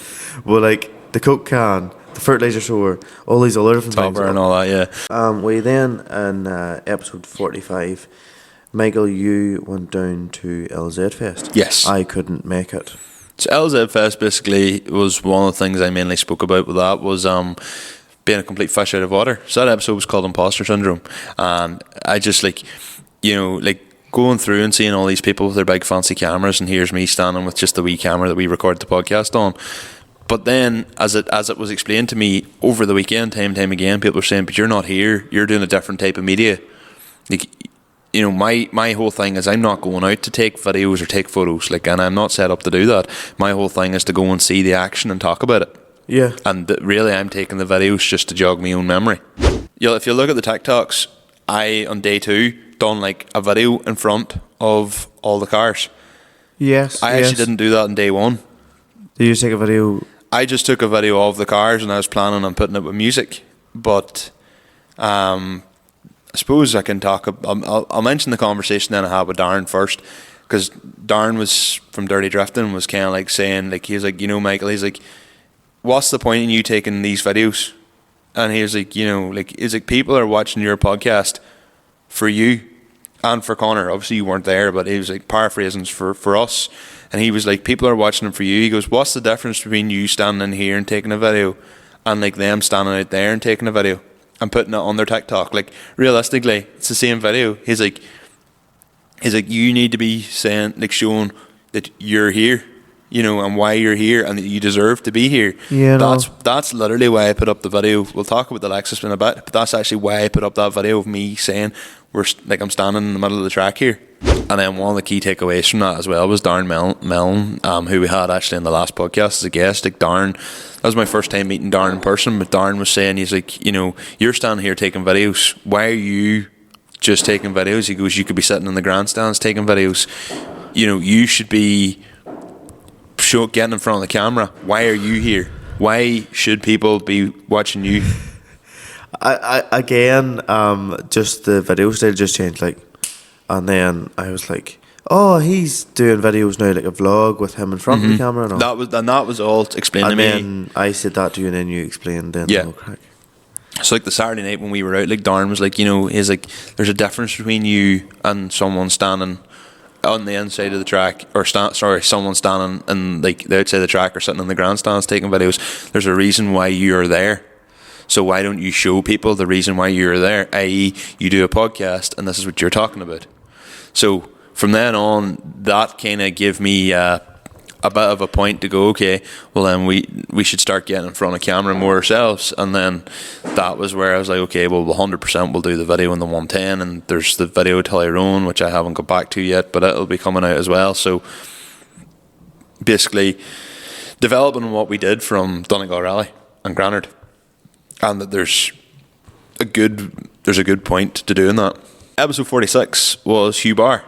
It was. Very, very interesting podcast. Hugh, someone we've known for a while. Hugh has followed the podcast from day one, and it's nice to get on one of those people who, not only, you know, as someone who listens to the podcast, for him, he's interested to come on, but the amount of history that he can bring, and then also the whole side of the models, like, so to split it into two, Hugh's grandfather was a world champion ploughman. Yeah, now, 3 times. Ploughing is something that I know nothing about. Same. You would maybe know a wee bit more than I would. Hugh talking about everything in the podcast was very, very interesting.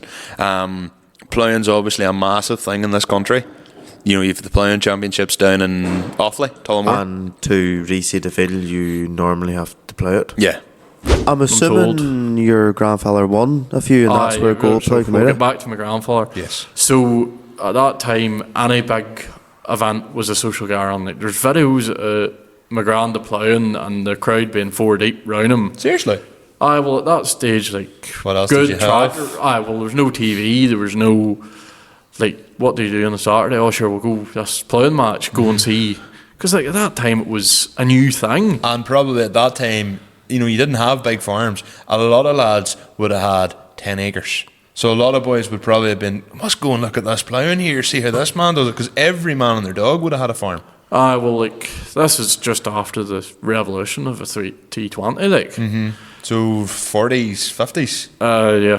Well, my granda, we'll get onto that with my granda, but yeah, late 40s, early 50s, post-war, the big push for ploughing or turning over ground and growing crops and everything ploughs started to become a big thing.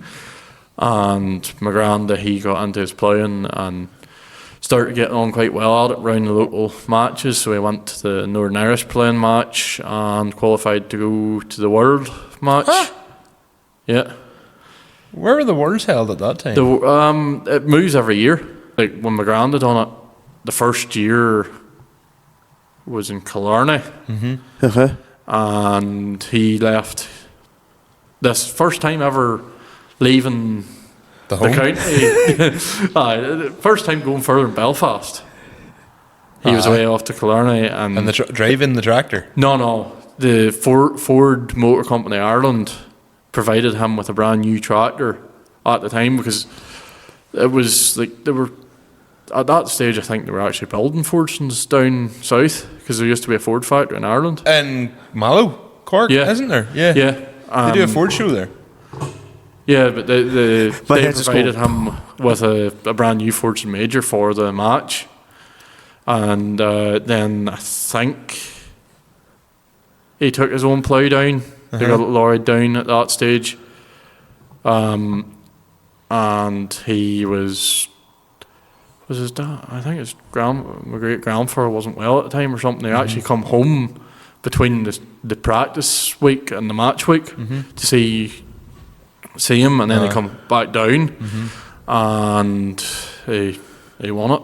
But for Hugh to talk about that and talk about how the family got the name, or the farm got the name of Gold Plough Farm, and then the loss of the grandfather's plough and all that's in the pod. The other side of things was talking about the models. Yes. And we realised we did that podcast and then we released it literally just before Moira model show. We did indeed. And when we went to Moira, my God, like the stuff there blew us up. Well, it's not even in Moira. The show's called Moira Farm and Model Show, but it's actually outside Ballyclare, outside Templepatrick. Make it make sense. Yeah, well, like it was such a good show, and the stuff that was there was phenomenal. I suppose that's as big a venue as they can get for the likes of that type of thing. Yeah. But like the all the dioramas and stuff is absolutely class. Look, honestly, I urge you, if you've never been, it's something I would seriously recommend you to go to. And if you think that I can't go to a model show because I'm too cool for that, fucking check yourself. They're absolutely class. Episode 47. As guilty as I'm going to say this, I knew of Peter. Yes. But I didn't actually really and never cast much thought to him. No, and nor did I. What a fucking character. He is one hell of a human being, and to be honest, it has worked out as that is the biggest podcast we've ever done. Yeah. The following that man had, and even the promotion he did for like Teos and all that there, is nothing short of incredible. And like the man, like now he worked it. Peter drives a lorry for Dalton Transport. Peter drove from Portadown to here. I offered him a room in the house. I was like, we've got a bed for you, stay here. And he goes, no, I'm a lorry man, I just want to sleep in the lorry. And suppose if that's what you're conditioned to do, and maybe he thinks he'd get a better night's sleep in the lorry, but like he's so genuine and so completely, like so vulnerable. Peter, out of curiosity, maybe this is a question you don't want to answer, but what caused you to go through the bad time? You're somebody obviously with a very you come across as strongly mentally minded, and you don't give a fuck. Oh no! But no, what would cause a man like yourself? When I went through really look, it can be in people. It can be one of those things, and it can be triggered, and then you could face life objects where it just drags you down, and basically, I don't know. I went through a bad breakup. Okay. I went through a really, really, really bad breakup, and it was a violent one. Not on my behalf. And it just kind of just plummeted from there. It just plummeted. And it got to the point of it didn't end at the breakup.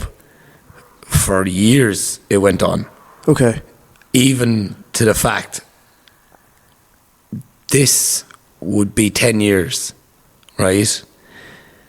They got in touch with me at the start of this year over a subject, and I was like, what? 10 years? And, all the starts, I was like, do you know what? Just forget about it. Don't... I don't know why they did. How long were you going through the tough time for? Or how long did it take you to come out of the tough time? I probably gave a couple of years. Well, you're saying 10 years, that was 2014, and you're saying the low point still coming out was 2019. 2014, right, was... 2014 was... Wait, no, hang on now, I have my figures wrong. Here. I'm actually 8 years, sorry. 2014, grand. Fucking... mad, fucking red-blooded male, yourself. And 15, 16, boom. Everything hit the ground. Everything hit the floor. and mentally, financially finished. Just there was just a shell. And now, if I had to throw a word at myself of what I probably was a shell. Okay, yeah. I was empty. I was done. And it was a case of the next couple of years was trying to get financially back straight again, which we worked very hard to do. You know, it's a case of, and I'd actually relate that to anyone who would ever be speaking with me on, everyone hits financial difficulty. Yep. It's a thing. Yeah. It's like puberty. It's a thing. You know what I mean? Everyone hits a financial struggle. It does not mean it's over. You know, like that was my biggest takeaway from that all, was the man's not scared to say, look, I was in this position, I was down on my arse, like I was like completely like on my back, 2016 on my back, and what I come through, drew a line in the sand and said, right, I have to get over this. If I go for this, that's me. And like, you know, talking about how he was doing all the extra log runs with the lorries, and how he says, like, the bit that really stuck with me in that entire podcast was going to the ATM and the eyes burning out of your head from doing so much work, and knowing that all you have in your money is the minimum bank account, or the money, like the minimum payment that you can take out. But as long as you have that minimum payment and you can make it work to the next week, you're going somewhere.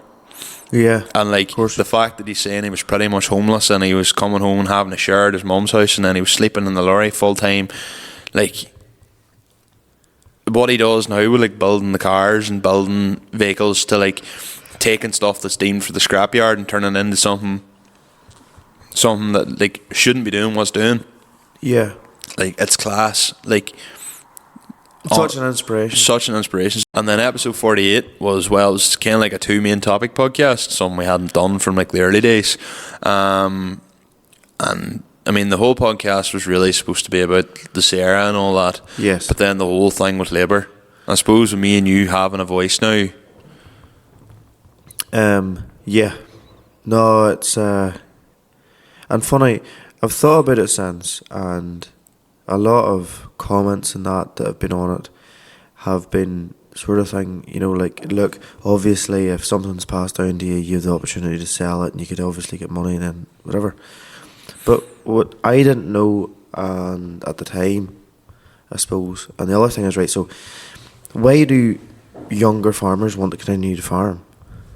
And to be honest, the only thing I can probably think about it is, it's like, me dad came to where I'm living at the minute as a wean, and they had 2 cows, and they built it all up from there.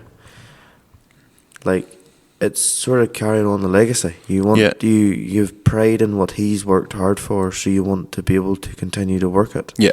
And I would feel like a failure if I didn't. But it's the whole thing, is people say, oh, you know, like, I put up that TikTok, and I mean, to be fair, probably speaking about too much from the heart, maybe rather than the head, and was saying, like, you know, someone works in a factory, they do this, and everyone goes, oh, legend, put in a lot of work. A farmer works all these long hours, and yet everyone still thinks they're a scumbag.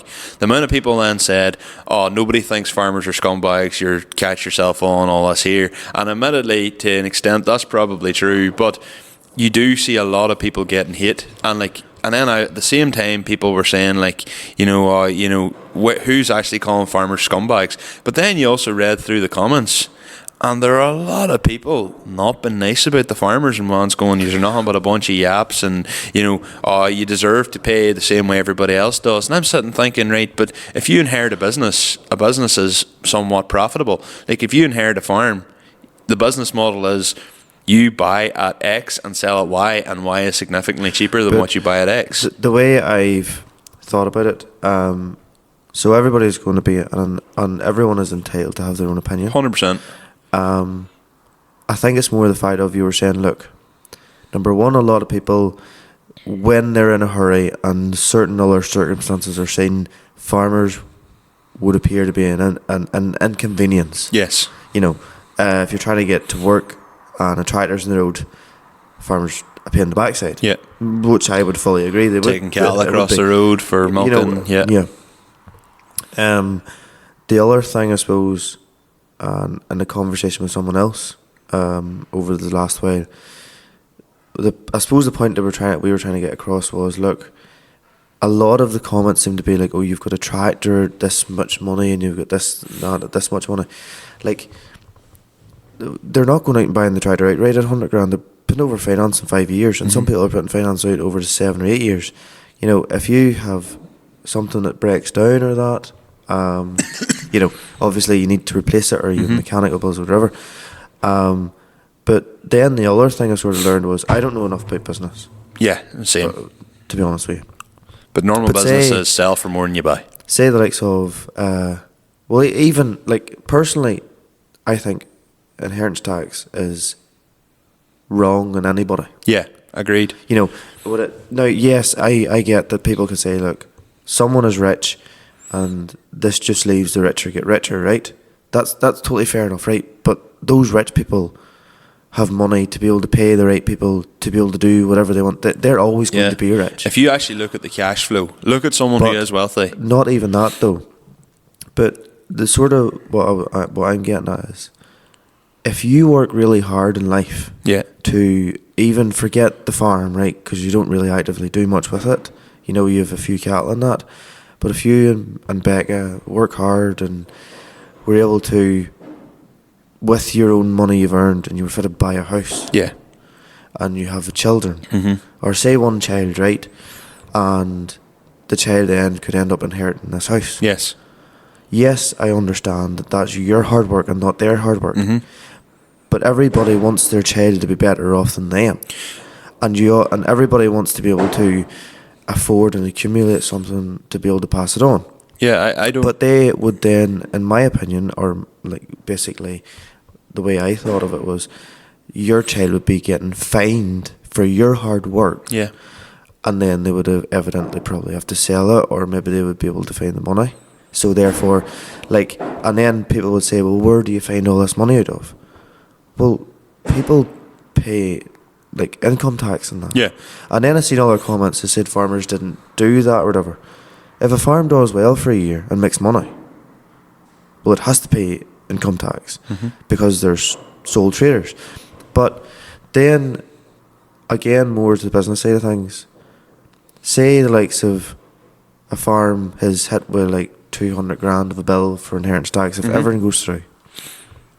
You know, if that farm earns money to be able to pay that, say they have to pay it over 10 years, that's supposedly 7.6% APR.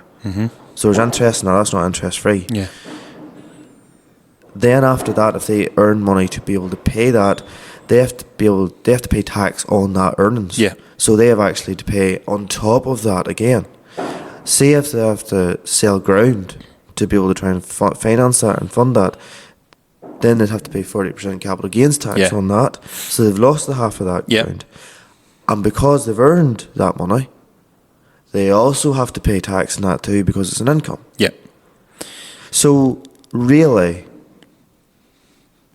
if, like, everybody is going to have their own opinion, and the people that don't like the farmers or the people that don't get it will never get it.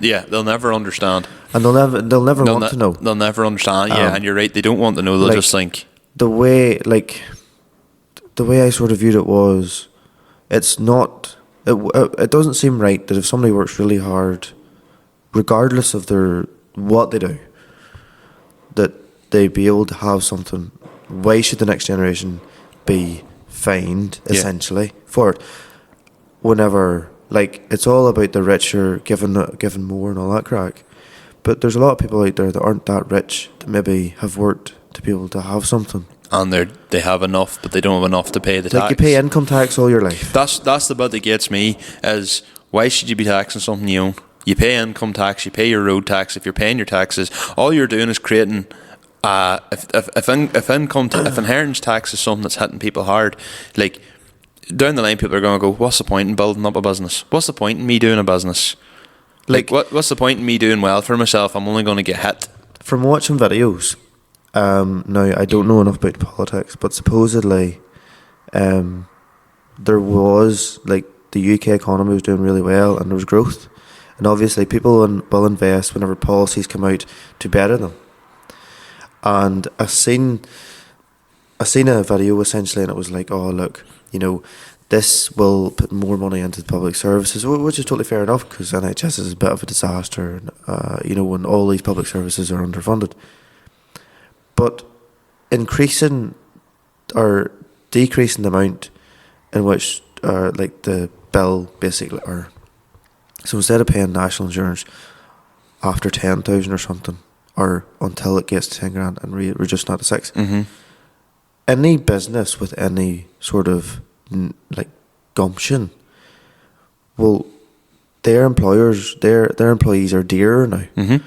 So they will sack someone instead of killing their profits. Yes. So the small cafe and the small business is now screwed. Yes. So, and then whenever there's not as many as them, where do people go for their enjoyable coffee and their cake or whatever they do? Mm-hmm. You know, that's just, it's not just the farmers obviously that are badly affected. It's everyone. Yeah, but I just don't understand how you can pay tax all your life and you end up that basically you're better off having done nothing. Yeah, no. That's just. But we could go on about that forever. I thought it was better. 100%, I agree. For the likes of that was definitely taken up wrong. You know, you weren't calling you were never calling the farmer a scumbag. You were saying the perception. But like, it's okay if someone works really hard to accumulate a nice car, but it's not okay if a farmer earns a few bob, or it's perceived differently. Yeah, exactly. And I think I was speaking from the heart, but when TikTok goes to the general wider audience, it just goes to people who's just going to slag you off. And to be fair, like, if you wanted views, your trigger word worked. Aye, I mean, we did get a few good followers out of it, but that wasn't the intention. That actually woke me up a bit, to be fair. Whenever you start talking, maybe I. Well, we're on to the last podcast to talk about anyway. So, episode 49, we had Darren Mellon, Dirty Drifting on, so we had Darren on 2 weeks ago. Interesting as well, Darren come from nothing, started on an iPhone 7. Darren was on, I suppose, we'd planned on getting him on as a guest anyway, but then with the whole Christmas charity toy drive that he's doing, we wanted to get him on to talk about that. But one of the key things we could take away from Darren is, like a lot of our podcasts, starting off from small beginnings, Darren also talks about being a fish out of water and how, despite being in a position where he'd finally got across to go to the BDC and start shooting professionally, he ended up losing his footage. And I remember the first time I went to the BD. Now, this was, like, in fairness, not dissing the BDC, it's not there no more actually, so, but the car level was amazing, you know, and some of the driving was, but it was the first time I went to a competition to that, and I was a fish out of water over there, boys. I was a fish out of water. There was a boy walking down with a boy literally wheeling his luggage when they look these cameras. He had a caddy for his cameras, and I was like, oh, that's how you know you're a different level. But, like, in a funny way, your man knew my page the same way, very similar, because they thought, like, I ain't got about 100,000 followers, and the boy was over asking me, how do you get that? And, like, how do you... The only way that I can, I don't know. I just keep feeding back. But when I went over there, I spent the full weekend over there shooting some of the best stuff that I took, done the videos. I came back here and the fucking both memory cards flopped. Couldn't use them on it, you know. And then people ask me after stuff, you know, that was a deciding man. People, any normal right-minded person would be like, fuck this, not doing that again, you know. And then there's I one. don't know if I agree with that. Well, but then I'm not right-minded either. But no, see, we're not right. We're different. I don't see that. I've just been told that. If anybody knows, somebody tell me. If that was me, I wouldn't fucking do it again. But as much as I love talking in the microphone, I'm sure your ears are burned for everyone that's listening. I'm going to just close off with a couple of final points that I got. Oh, right, okay. I'll get through these very, very quickly. The first one is Adam Fletcher. Bumped into Adam Fletcher. Adam Fletcher's listened to the podcast for a long time. I was at Glen Shane. I was heading up to Frosty's to go and lift the weights on Thursday night, and this Galway Reg Bora lands in. And I'm like, I know that Reg from somewhere. And out jumps Adam Fletcher. And I was like, the fuck? And he just seen me as well, looking at me, and the pair of us were just like, So anyway, he went in there, I was standing chatting to him. He's heading up the country to go and lift some. He's heading to Donegal. But he goes, did you not know I was on the way up? And I goes, no. He goes, I sent you a Snapchat earlier. And the Snapchat was like on my way up the north to make my LSD debut. And I was like, lad, I didn't even see that. I opened in front of him. I was like, I am so sorry. But no, he was heading up. Turns out the woman in the Glenshane Centre couldn't understand his accent. He couldn't understand hers. And he asked for a chocolate bear. And the woman thought he was asking for a chocolate bear. Like a bear's, like a wee teddy. Where she's like, I want a chocolate bear. You know, so I was like, well, surely she would have understood. But no, apparently I not. didn't even understand that. Oh, really? Just a No. bar of chocolate? I know, but the way he said it, a wee chocolate bear. Aye, that's how he would say it. He's from Meath.